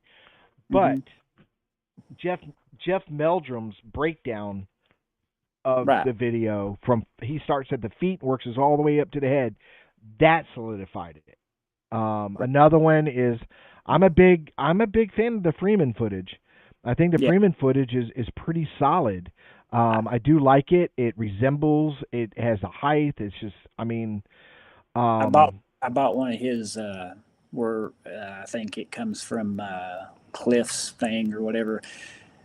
I'm a big Freeman footage fan too, and I bought one of the replica casts of that print, and just to have, just to see, and but that one looks real to me. you know, and then some of my personal favorites, and there's a lot of good thermal out there. I've seen, but the one that I enjoy the most thermal was the one that of the Yowie when those guys were, in Australia, and the guy filmed this. It was actually ended up being two of them, and you literally see this thing bend over and pick something up and stand back up. It's a great little documentary. I got to find it. I'll show it to you. But Yeah, definitely. um, I've not seen it that is one. really good, and they did a good breakdown. They did their scientific duty Hmm. and reenacted it. Everything got measurements. They did a good job. They did a really good Yeah. job. I really like that thermal footage. I think that was pretty impressive. And if I wasn't looking for skunk ape, I would be in Australia looking for Boy. yowies and thylacines. You know, now that you bring that up, it is fun. It is kind of wild because there, if you and you know me, I'm a book reader. Uh, if if people see my little library of books, they probably think I was a nerd. But uh, when I got into the Australia stuff, I started going and watching videos and stuff like that. Honestly, in just my opinion, from what I've seen on YouTube and stuff like that, some of the videos from Australia about the Yowie, like the videos that you see of what they think is them Mhm. is way better than some of the stuff that comes out here. And Oh yeah, absolutely. and it's not this AI crap. You know what I'm saying? Like at least to me, Right. it don't. Uh, I really, and I've not seen the thermal footage of that one that you're talking about, but I have seen multiple videos of people in Australia, like they went out there and took them a loaf of bread or whatever, but you see a shadow of a figure moving. It's not a shadow, but it's a silhouette, uh, a dark figure, and you'll see it move, and it looks as legit as, you would think.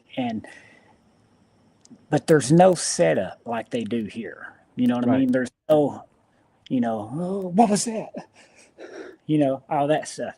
It was legit. Like this dude's walking through there and he knows something's in there and he's apparently reacted with it for a little bit and he's taking food to it.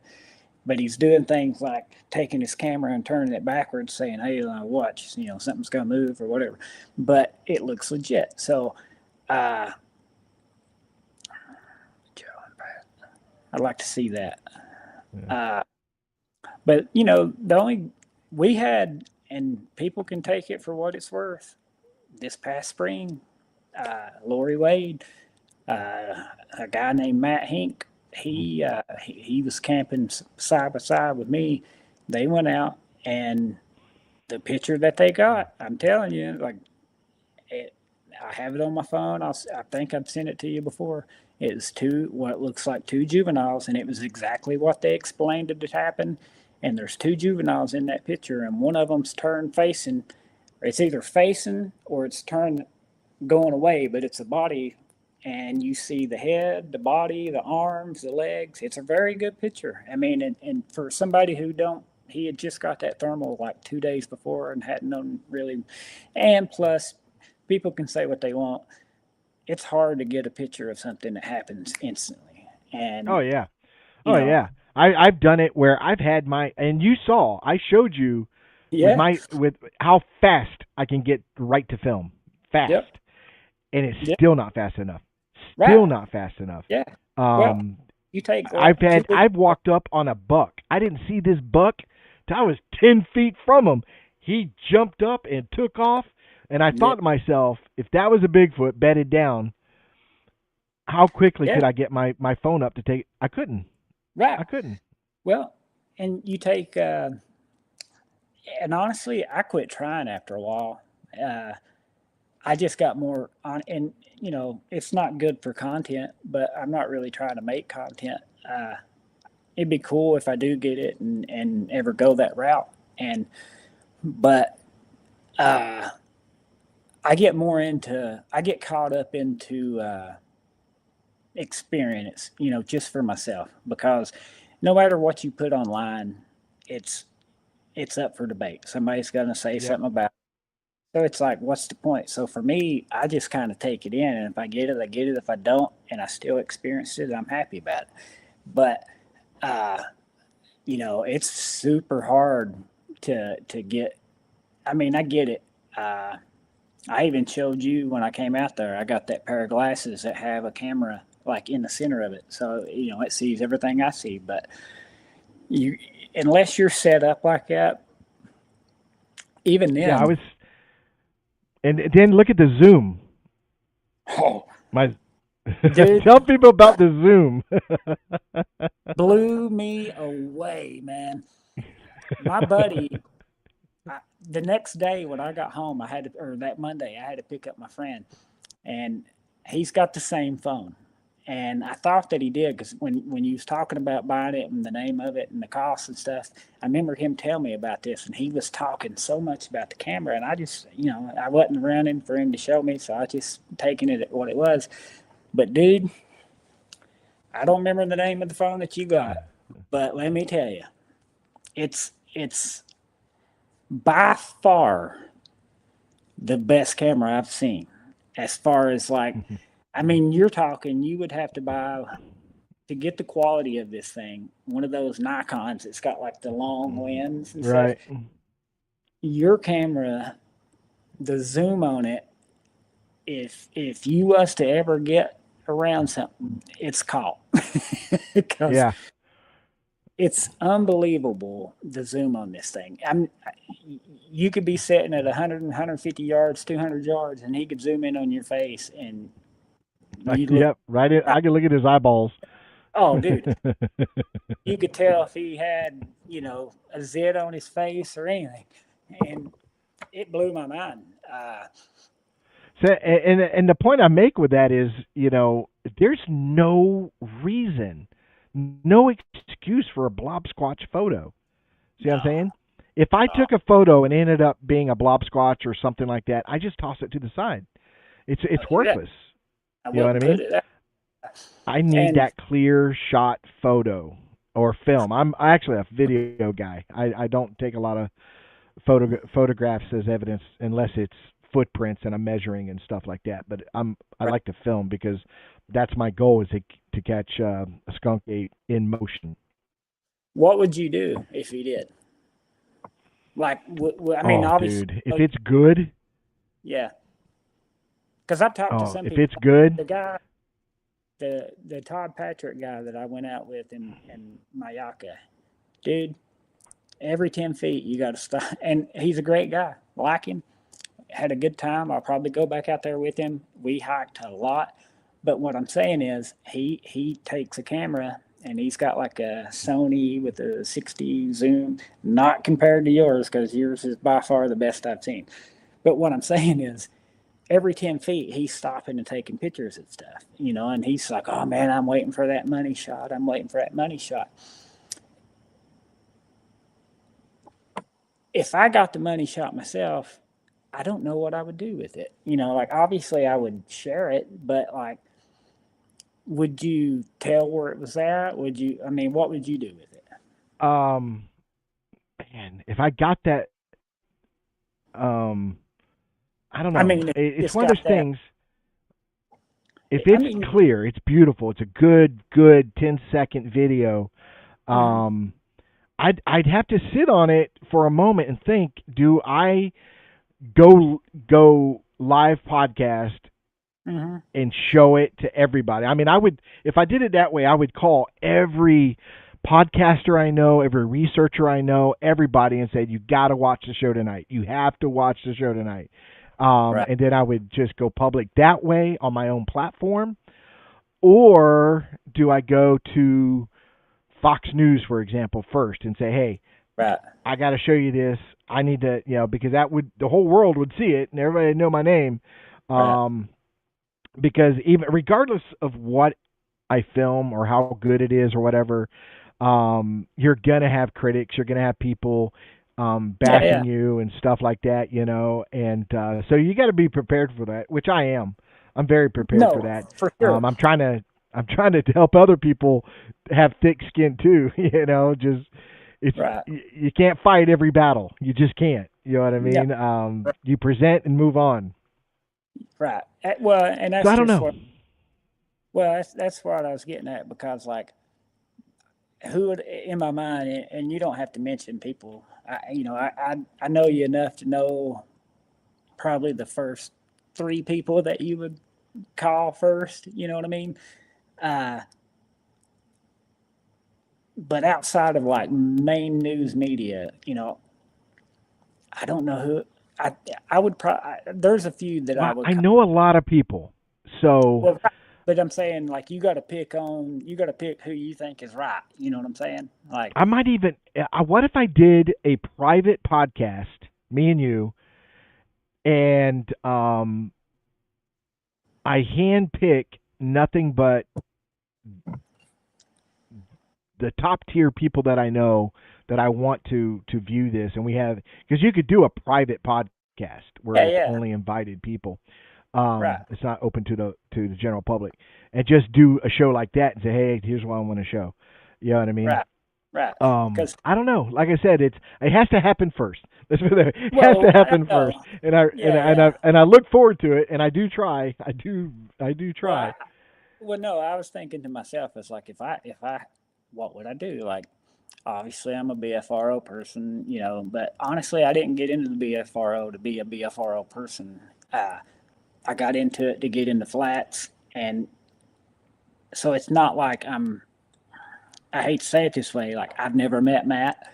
Uh, if it happens, it happens. Whatever. He has less interest in me, so you know what I'm saying. Like he's not worried about who I am.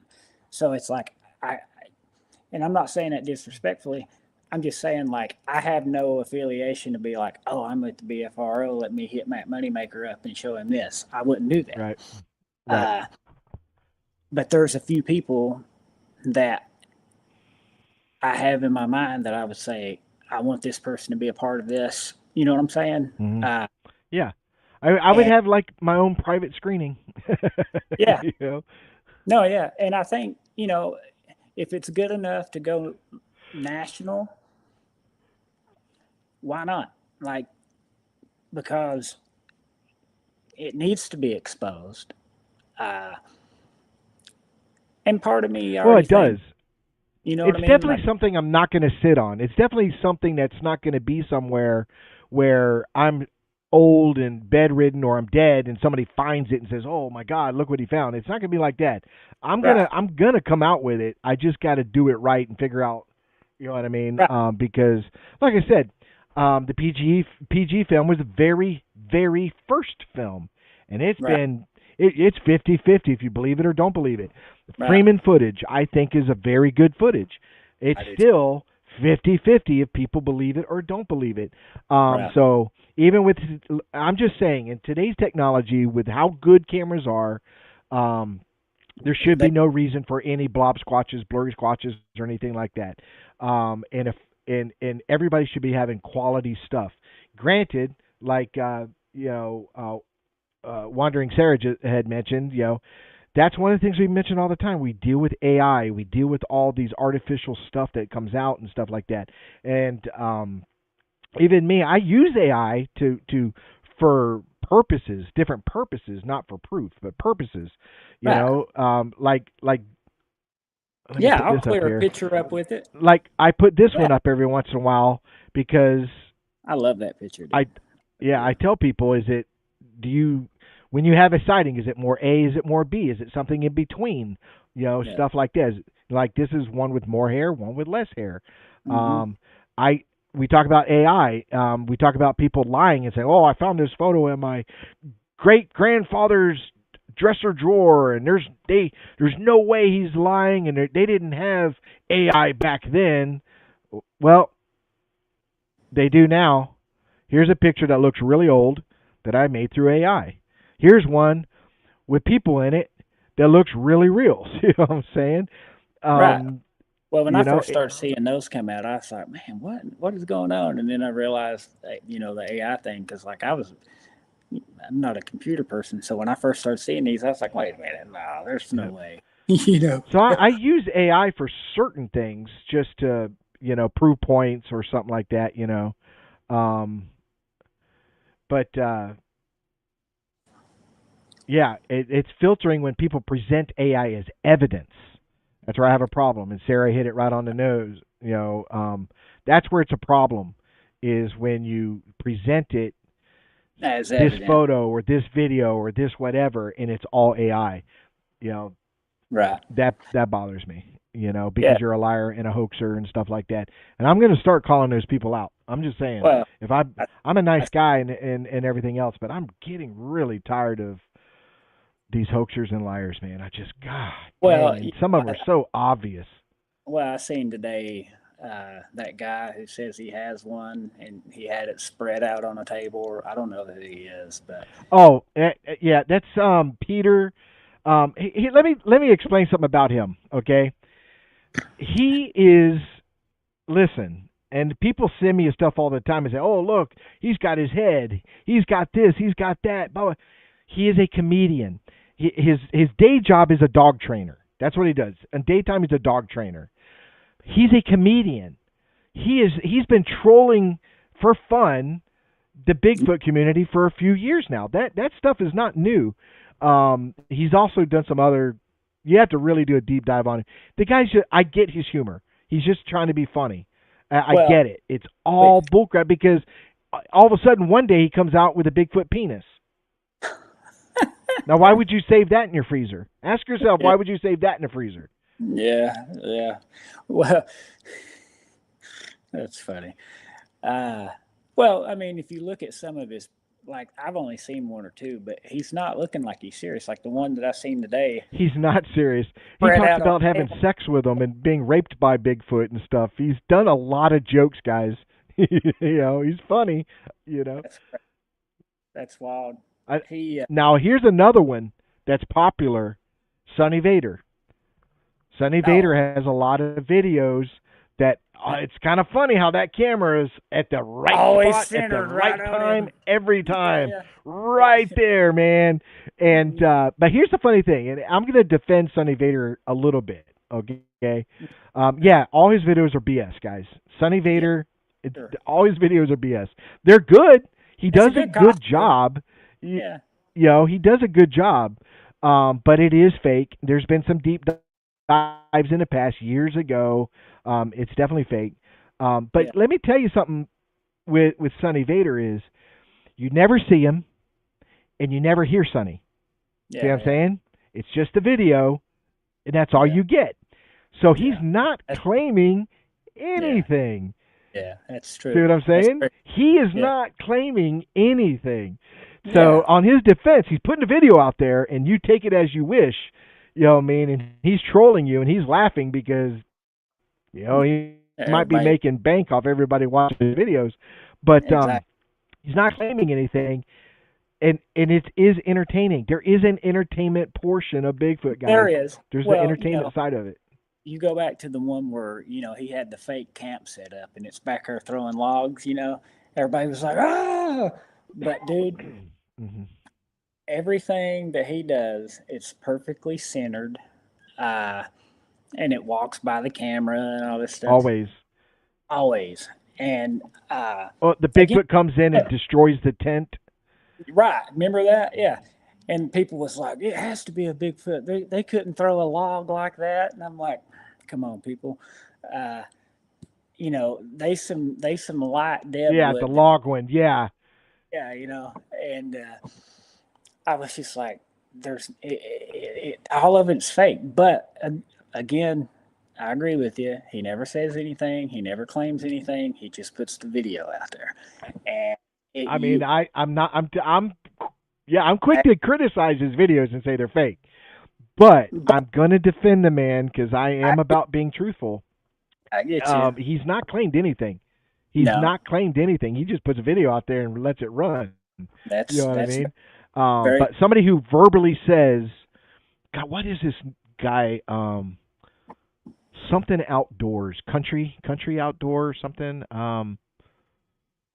It'll pop to me. I can. Everything he puts out there is a lie. Everything he puts out there is a lie. Everything. I mean, I could reenact everything without even trying.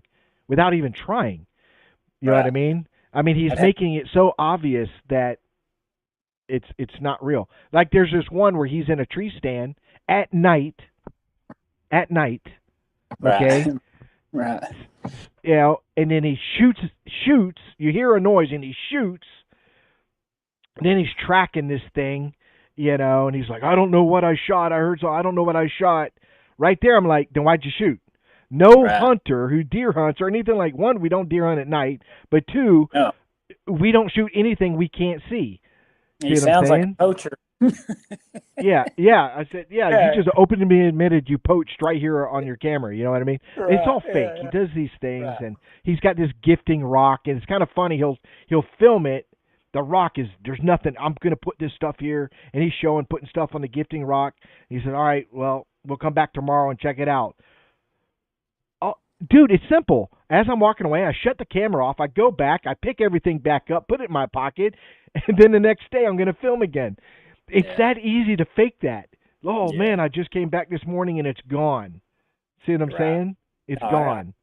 agree with you. And You know, I'm with you. Like if you're admitting it and stuff, but if you're just putting a video out there, I'll be honest. Anybody who's brave enough to get in a Bigfoot costume and walk around in the woods, more power to you, because I wouldn't do that. Uh, I feel like you get shot. You're taking a risk of getting shot. Uh, but I mean, it's like if you're doing it and you're just putting a video out there and you're not saying anything, you can't really say nothing bad about the guy about it if you look at it and if you're being honest with each other. But like you said, right. if you're saying that it is, then that's different. Uh, but yeah, they. Hey buddy, hey buddy. Oh, you want to get on camera? You want to get on camera? Hmm.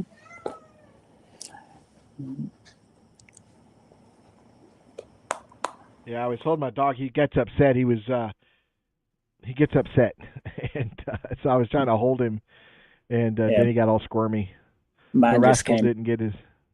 My What little got one. me, dude? You got me earlier. I didn't mention it, but as you were talking, and your cat was behind you walking, and it scared the crap out of me. And I'm not even there. I was like, "What the hell is that behind him?" And I was Yeah, like, "Holy crap!" Go yeah. back and watch the video, and you'll see it. You know? I'll check it out because like she came up here eventually and got on me, and I was like, and then my little one, when you was looking down, my one of my little dogs just came up. Uh, no, you know,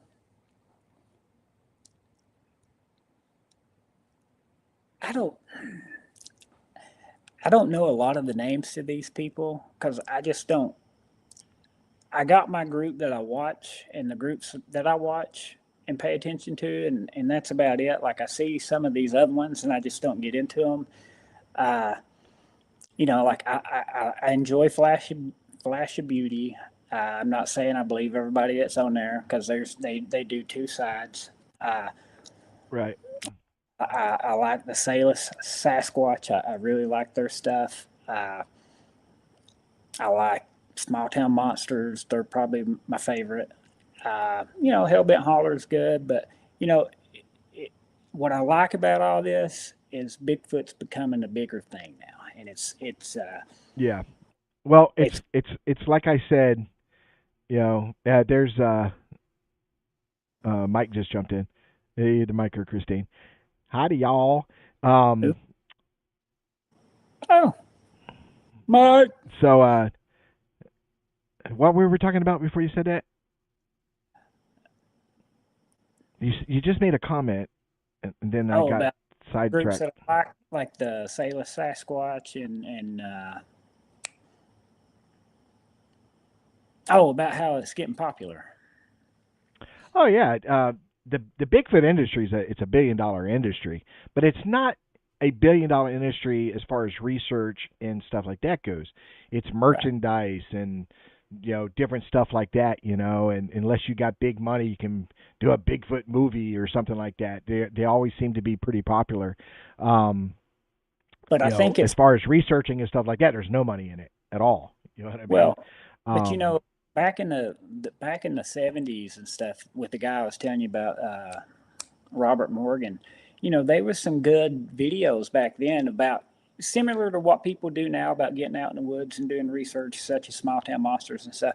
There was some good videos about that back then, and then it kind of switched, and everybody got like, oh, they're raiding my house and making scary movies about it and stuff like that. And they when you get to that side and everybody starts thinking of Bigfoot and stuff that way, you know, then that becomes a thing for so long. But I think now with technology the way it is and the groups and how YouTube is and how these streams and stuff are, you're getting groups now that are getting out in the woods and you get to see, uh,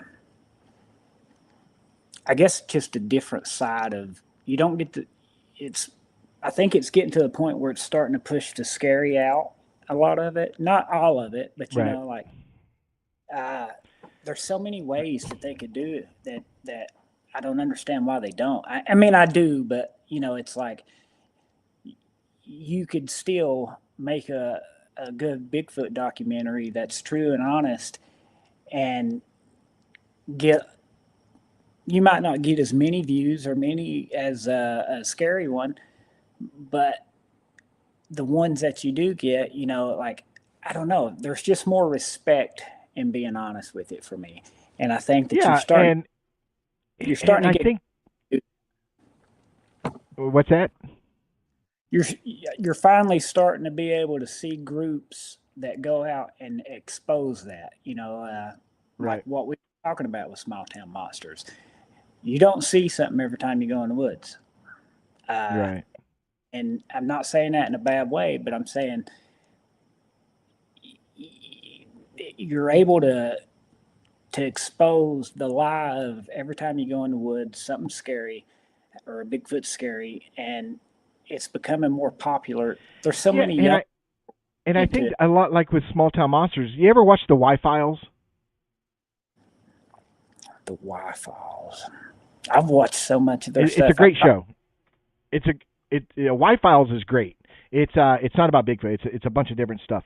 You'll love it. Mhm. It's great. But the guy goes into it one direction, laying it all out. Then at the end, he brings in reality and says, "Okay, Right, this is the truth." See what I'm saying? Small Town right, Monsters does that where they go into it, and then at the end, he does this thing where he explains that, well, let's right, look at the big picture here. Let's look at the big right, picture, and it right. could be this, it could be that, and that's what we're talking about when earlier, when we started the show is, um, and then Flat Rock said it too, is you really got to debunk yourself. Yeah, you You know have what I to. mean?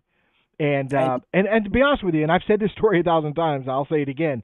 That's what brought me and Johnny together as good friends, and doing this together, the podcast and stuff, was when I knew I wanted to get to know Johnny because he had put out some evidence on his channel, mhm, um, talked about it and stuff like that. A week later, maybe 2 weeks later, he comes back on live and mhm. admits, dude, I went through it again. I went through all my stuff. I analyzed. I don't think it's what I thought it was. And I He love was that. willing to come forward and say, it was. That's the integrity Yep. that That's the word that we need needs to to be all said. look for. Yeah, because I told him, I hit him up right away. I said, and we ended up talking on the phone and then becoming friends. And then I traveled up there, he traveled down here, but I told him, I said that was the big thing for me, was your integrity, that you when you make a mistake, you own it, and we're all going to Right. make mistakes. Oh yeah. I've done it in the past where I've owned it and said, yep, I was wrong on that. You know what I mean? Stuff like that. Yeah. But And I don't have no problem doing that. Like, no, and that's, and that, I think, yeah, being you gravitated a lot to that just because it's the same thing. Like,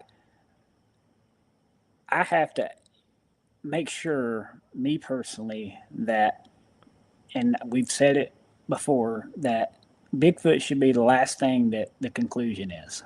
You know, right, right. Oh yeah, and I've done it when other researchers come out with me and stuff like that. We try to debunk it. We try to say what else could happen, what else could have made this, what else could have created this, and stuff like that. And that's what makes that's exactly to me. That's what makes it fun. I right, get just excited if I could debunk something as much as I can't debunk something. See what right. I'm saying? Because it makes me feel smart. I'm like, oh, I figured it out. You know what I mean? But see, And that's why I got into track and sign, because there's so many things that I've been learning. You know what I'm you got to saying? read this. She just put that on her. I love the quote. I might be wrong, but I'm not lying. I love it. Hey, I love it. true though. You know, uh, Absolutely. You need to come on the Wonder. You need to visit more often because yeah, you're no, it's good. 100% right there.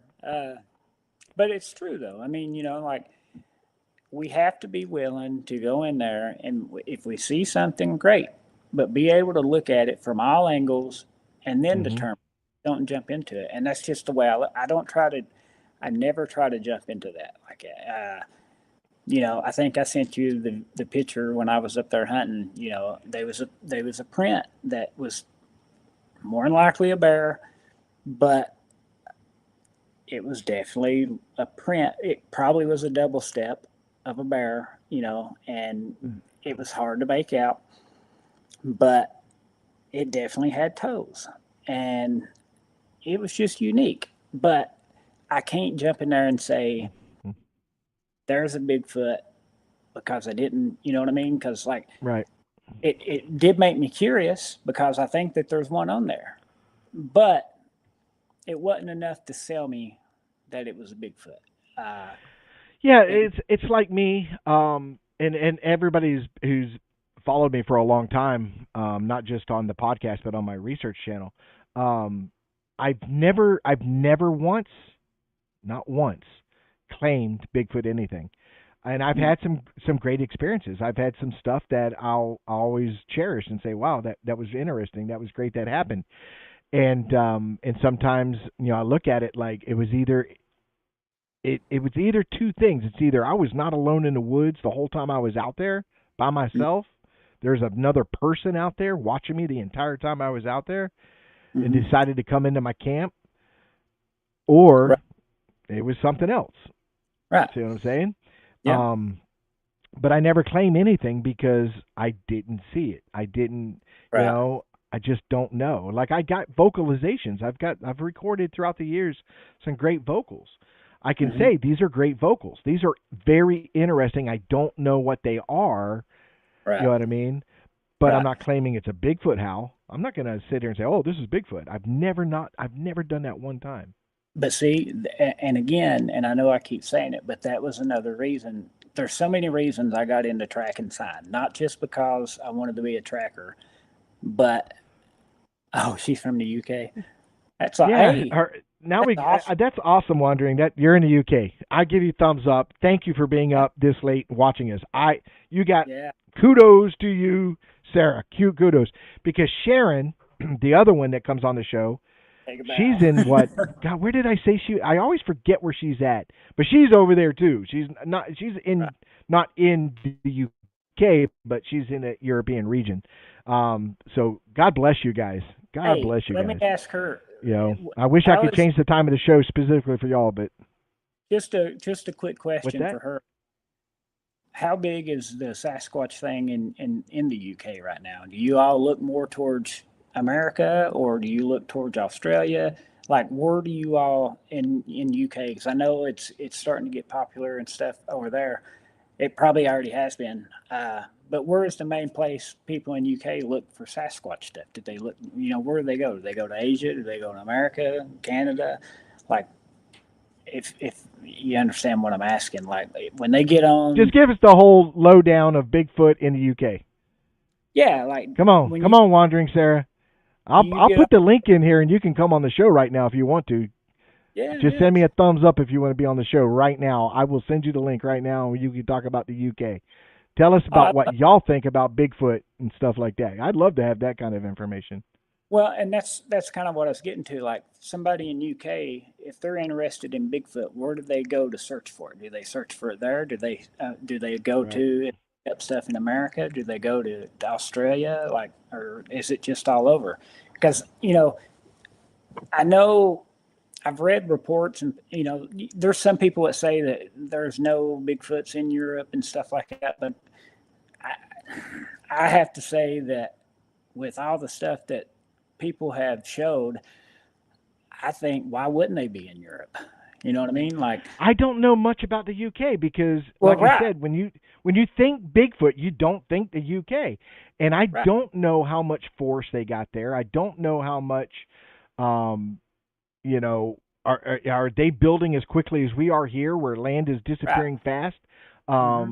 Is it full force? Is there? I mean, I don't know. I mean, like I said, what for Bigfoot to survive there in a forest in the UK? What type of resources does Bigfoot have? Does it have ample amount of food, and stuff like that, or is he just living off rabbits? You see what I'm saying? Where, Right. like I said, Right. here, you know, And that's why I was interested, because it's like, if you're in the UK, obviously I've not heard much about it, but at the same time, when you jump online or something, where do you go to look at stuff?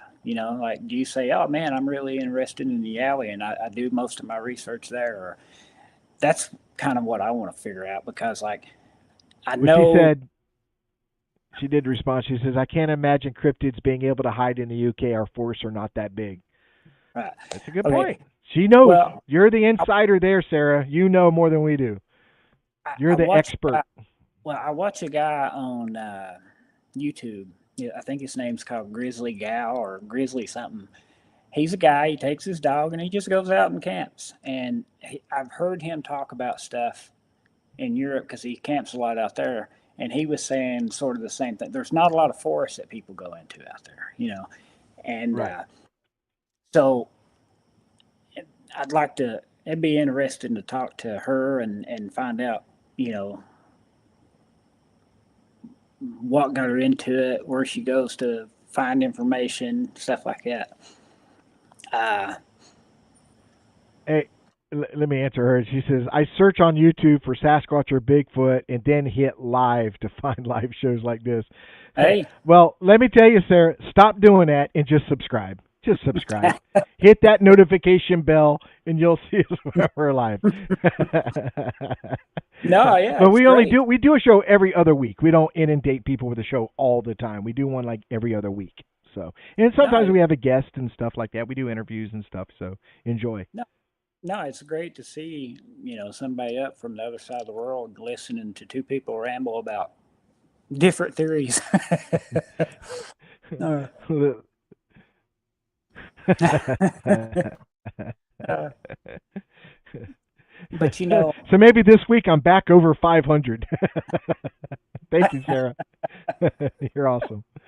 uh, but that's interesting though, because like, you know, I used to think, because you see these maps of America at nighttime and it shows all the lights, and usually the east is really ate up with lights, and then the middle's dark, and then the west coast is a little dark, and it's like,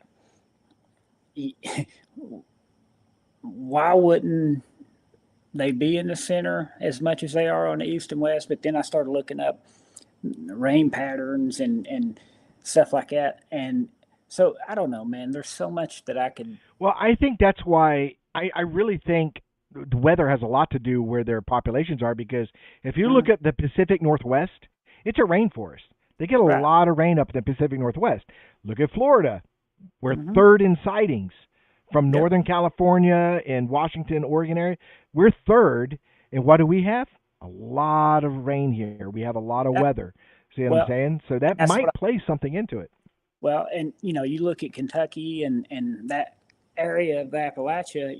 Every spring and every fall there's floods. There's a lot of rain that goes through there. And the guy that I've been trying to think of his name, he's got a great book, uh, but he was talking about that, and it got me interested in that. And it was like, you know, I think on Expedition Bigfoot, when they went to my hometown, I think Marie Mayer, she described as as sort of like, I don't know if you would say subtropical or whatever, but it's like it's really wet, really humid, and a lot of vegetation, and uh, just a lot of ways for them to move and get in and out of places. And it, so I got on Chat GBT, or not, I think Grok, and I typed in, uh, make me a list of weather patterns and migration patterns and all this stuff of what and not just Sasquatch, but animals and more rain and all that stuff. And it showed Florida, Kentucky, that region, Yeah. Northwest. And so obviously they're going to be in places where food. That's kind of my theory, and what I'm gonna. We should What I'm. take a road trip. I want to, dude. I want to so If I bad. could get some time off, which is the most difficult, is getting time off. But man, There's because so my many my places. dad's right there in the North Carolina mountains, Oh yeah, I and grew there's up. so many areas up there that we can go hiking and check stuff out. I don't understand why North Carolina don't have more expeditions and stuff in it. To be honest, I know Kentucky should have more. All them places are great, and there's so many places. When you get over where I grew up uh, in West North Carolina, man, from East Tennessee, West North Carolina, Southwest Virginia, West Virginia, East Kentucky, all that area, man, is absolutely insane. And Florida, going back to like down here, what's getting interesting about Florida is they're doing so much building. They're It's whittling down so much that Right. you kind of know where to look just because there's not many places to look. I mean, there is. Don't get me wrong. Florida's huge, and I don't think where I live on the very bottom southeast corner, I have to travel the whole state when I leave. So it's like I hate Yeah. driving Florida, and but there's so many places in the center. Everybody lives on the edges, and then Yep. they do live in the center, but there's a big section of the and we know which one it is, but uh, Florida, I think Florida definitely needs more recognition. I mean, I know we're third. Don't get me wrong, Well, I but think we would be higher on that. I think due oh, to just by population and stuff I've like heard. that, and our weather, we can be out year round. Where in those states they're not due to the weather. I think we Well, should be higher. I've talked to so many people, that's from up in the northwest and stuff, and they're like, "There's no way there's Sasquatch or skunk apes or whatever in Florida. They're just it's too hot. Where would they live?" And blah blah blah blah. And I'm like, dude, they're there. Yeah, Like it's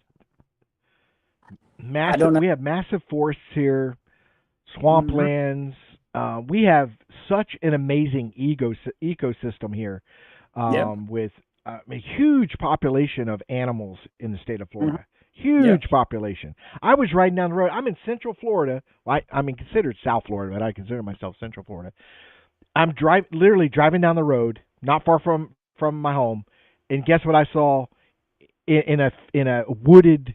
It's for cattle, but it's forest.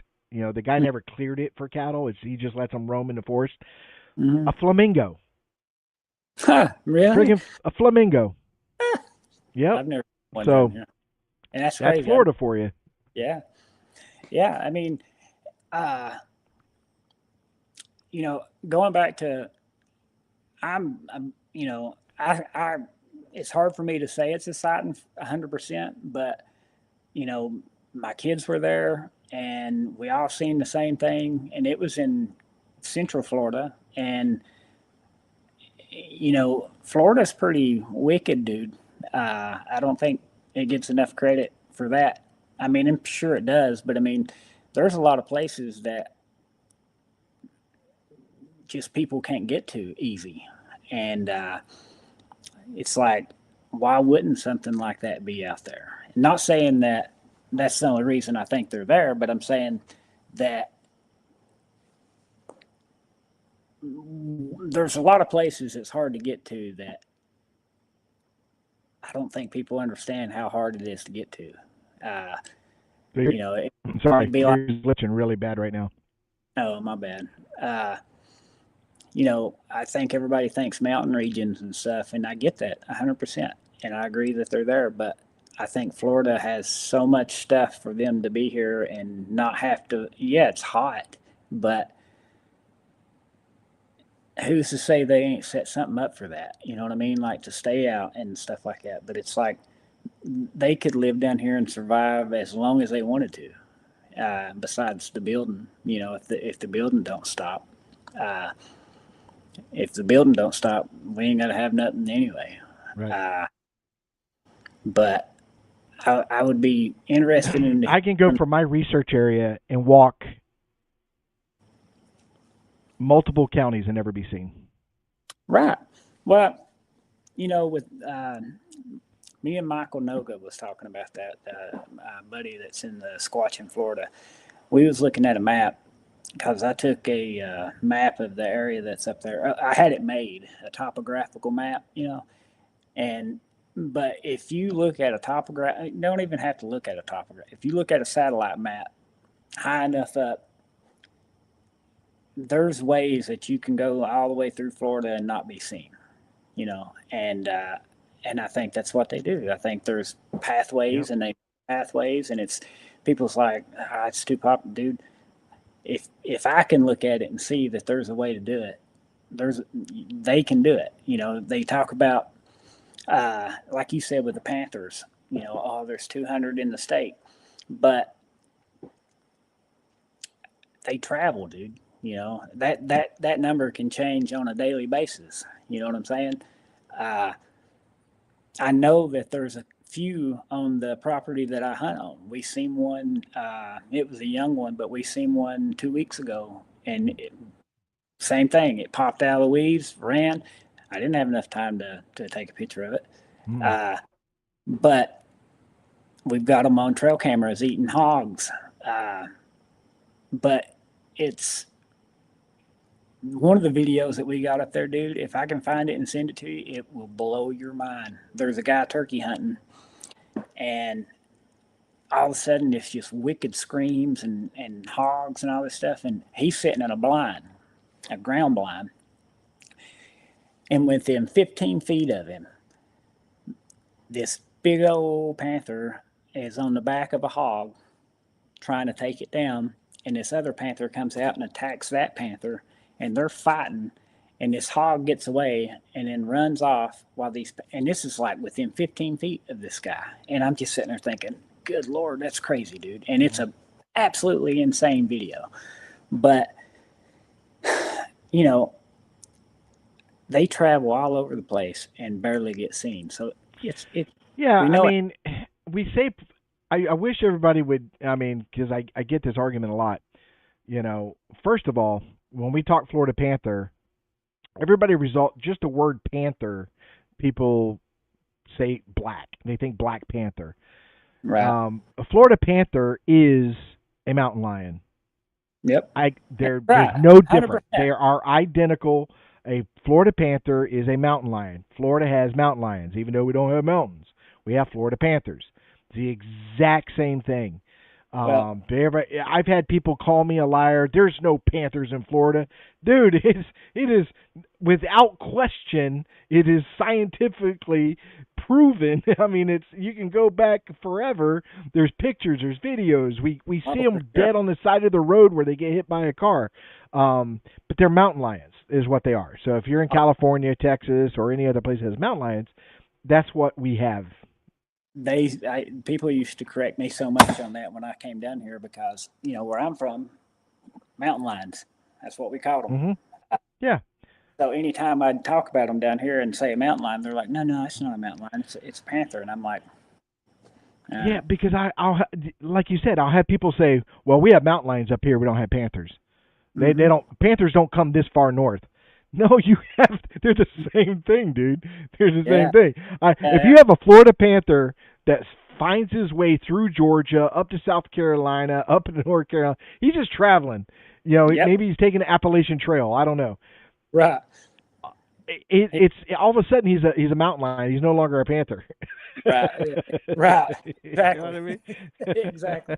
That's the perfect way to put it because once he gets to Florida, he's a panther, and once he gets up there, he's a mountain lion. Same thing. Yeah. The biggest one I've only seen two in my life. Three. The one there was one behind my house when I was a kid, but the biggest, I was working in the mines, and this thing, we was going down a hill, and it looked like it was about to pounce on something. We didn't know what it was at first, and then all of a sudden it rose up and turned and looked at us. It done one leap it covered the whole road, done one more leap, and it was gone. And it had to go 150 pounds. It was huge. Oh I yeah, mean, they're big. They're big. I just saw a video just recently on one of my feeds where these deer hunters were, bow hunting, and they were walking through the hmm forest, and he thought it was a dead deer ahead of him, a down, a deer that somebody shot because it has the same color, that tan color. yep, And he's like, yep, "It's a deer, and it's not moving. It's got to be dead. Somebody's dead deer." And the other guy's like, "No, I don't think that's a deer." And then so he finally said something, like, "Hello, kitty." Hey, and it lifted its head up, and it was a full blown panther. You know what I mean? Just right, chilling, laying down. You know? yeah. I mean, they're here, and Oh yeah, it's crazy, like you said, when you hear people say that they're not. Uh, but it's on our you know, license plates. they said, I don't know if you heard it. I seen something the other day where, so I can't remember the name of who's doing it, but I think they're doing it either in the Northwest or they're trying to make it a thing in America, kind of like how Canada does, which I like. Canada has a system on the roads where they have fences that are tall, and then they have roadways where it's crossways where animals can't just run across the road like they do here and get Mhm. hit. They have a way to where they can cross over and get to places. And the We had thing that that here.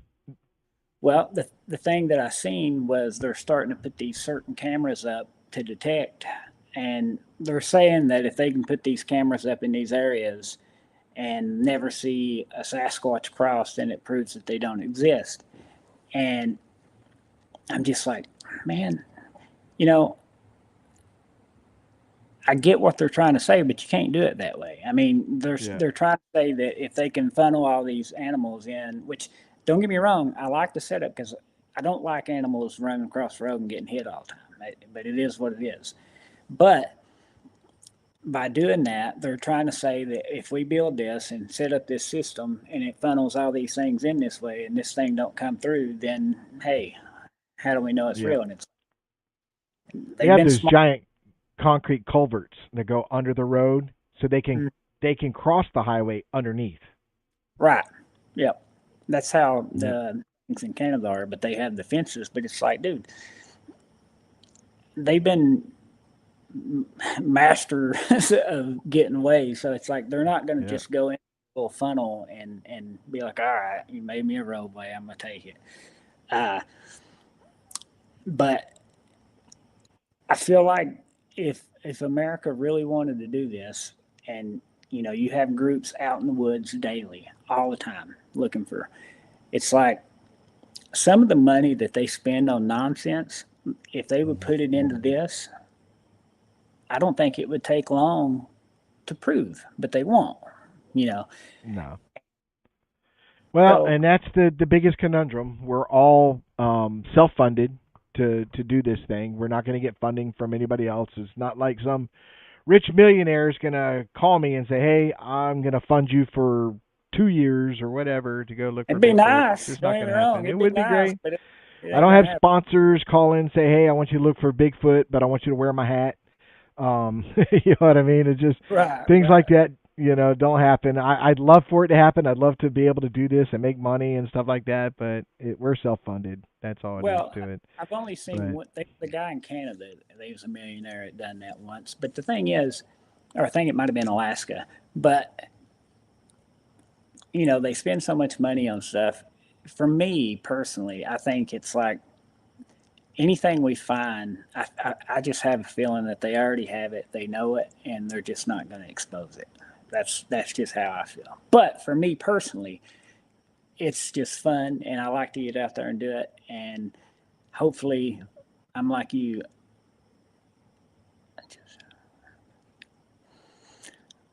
Hey, awesome, man. That's great. Uh, E-bikes, I think, would be the great. I mean, me and you talked about that too. I'm going to start using mine when I go hunting, because I took my side by side out there and I just think it's too loud. And I I want a think, side by side. well, They are great to have, but it's like I live so far south that I have, in Kentucky, I could just get on it and take off. Down here, I have to haul it and all Yep. that. It's Yep. a pain.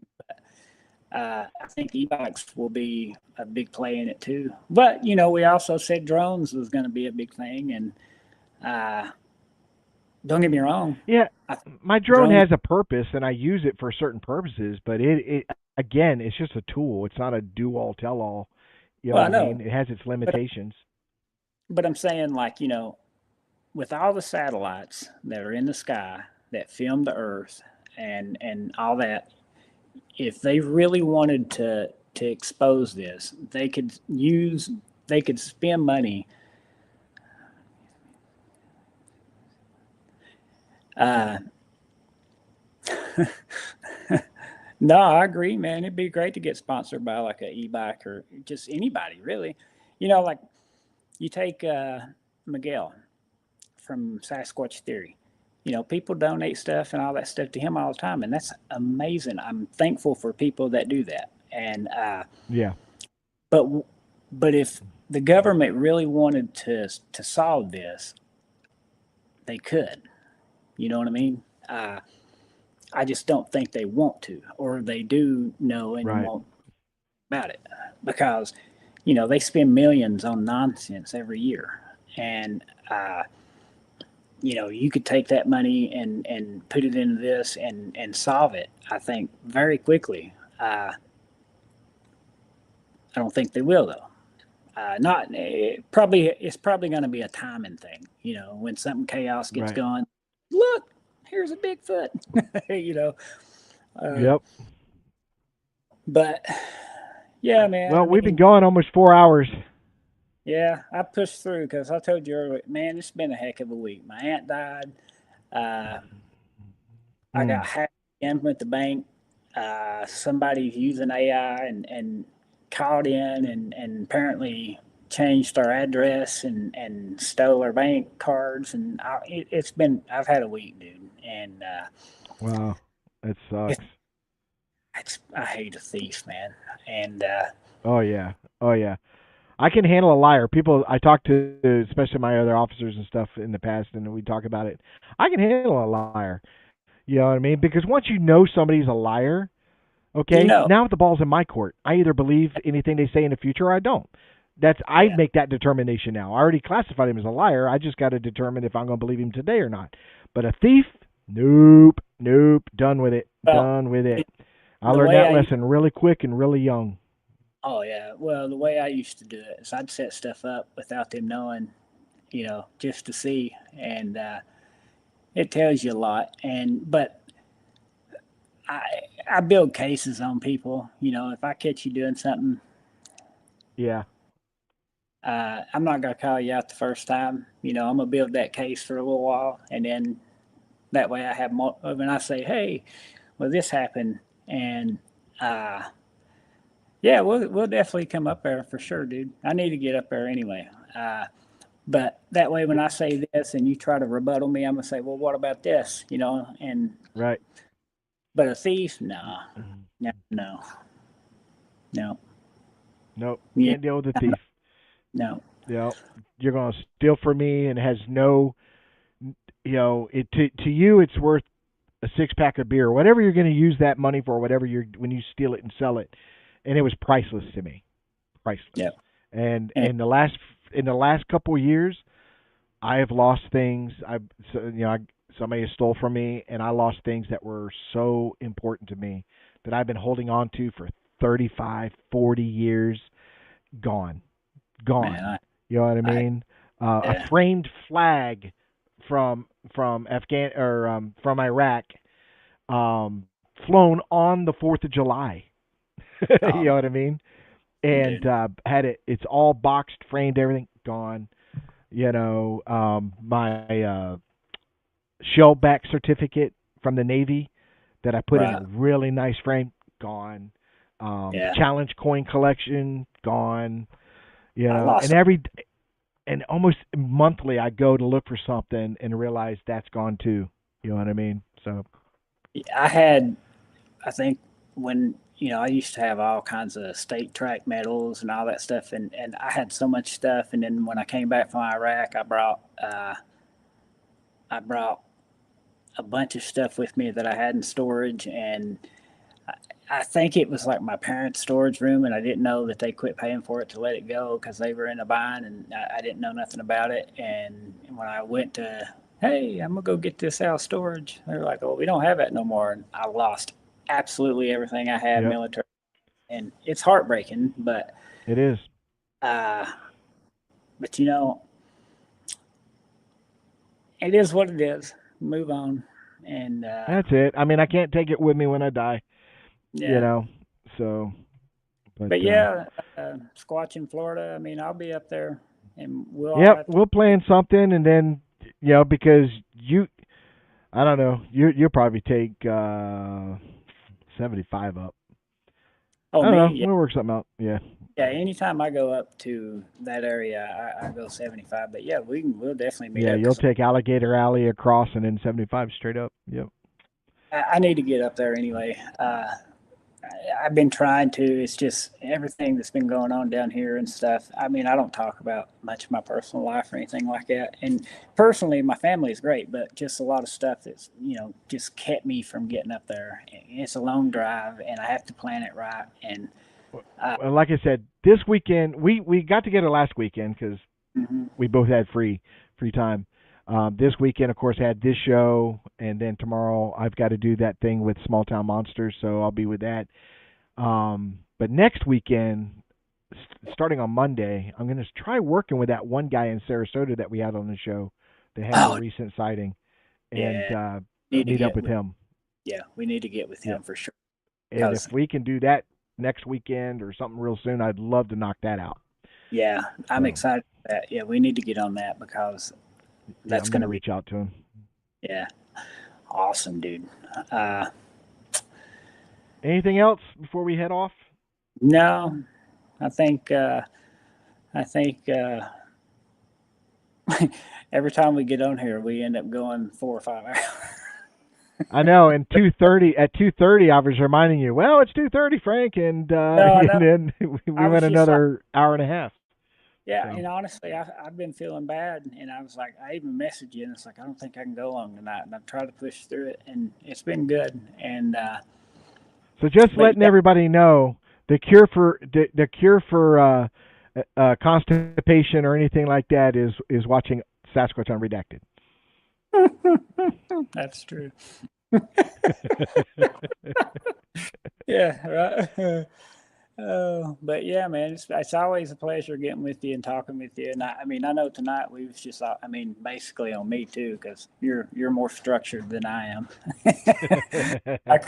I kind of ramble and get going, but no, anytime I get to chat and hang out, it's always fun. And like tonight, the woman from the UK.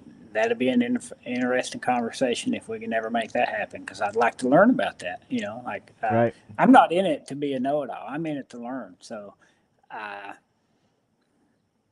it's always interesting to me. So Well, I love the subject, and I love being out in the field. It's all good times for me. All right, Frank. Well, have a great rest of your weekend. I will you probably call you Sunday night, let you know how the interview went, and let you know how that all went down and who definitely was there. keep me in the loop back. Just yeah, definitely keep me in the And loop. I want to yeah, know. so Yeah, awesome, brother. Well, everybody, appreciate you watching. Uh, Richard, always a pleasure. you So, got it, buddy. I will talk to you soon. all right, buddy. God bless. Y'all have a God bless. All right, everybody. Thank you for joining the show. Had a great time. Another long one, but it's a discussion. We're just having fun talking Bigfoot. So everybody have a great weekend, and we will see you probably in a couple of weeks because we try to do a show every other weekend. And God bless each and every one of you guys. Stay safe and get out there and get to squatching. We'll talk to you later.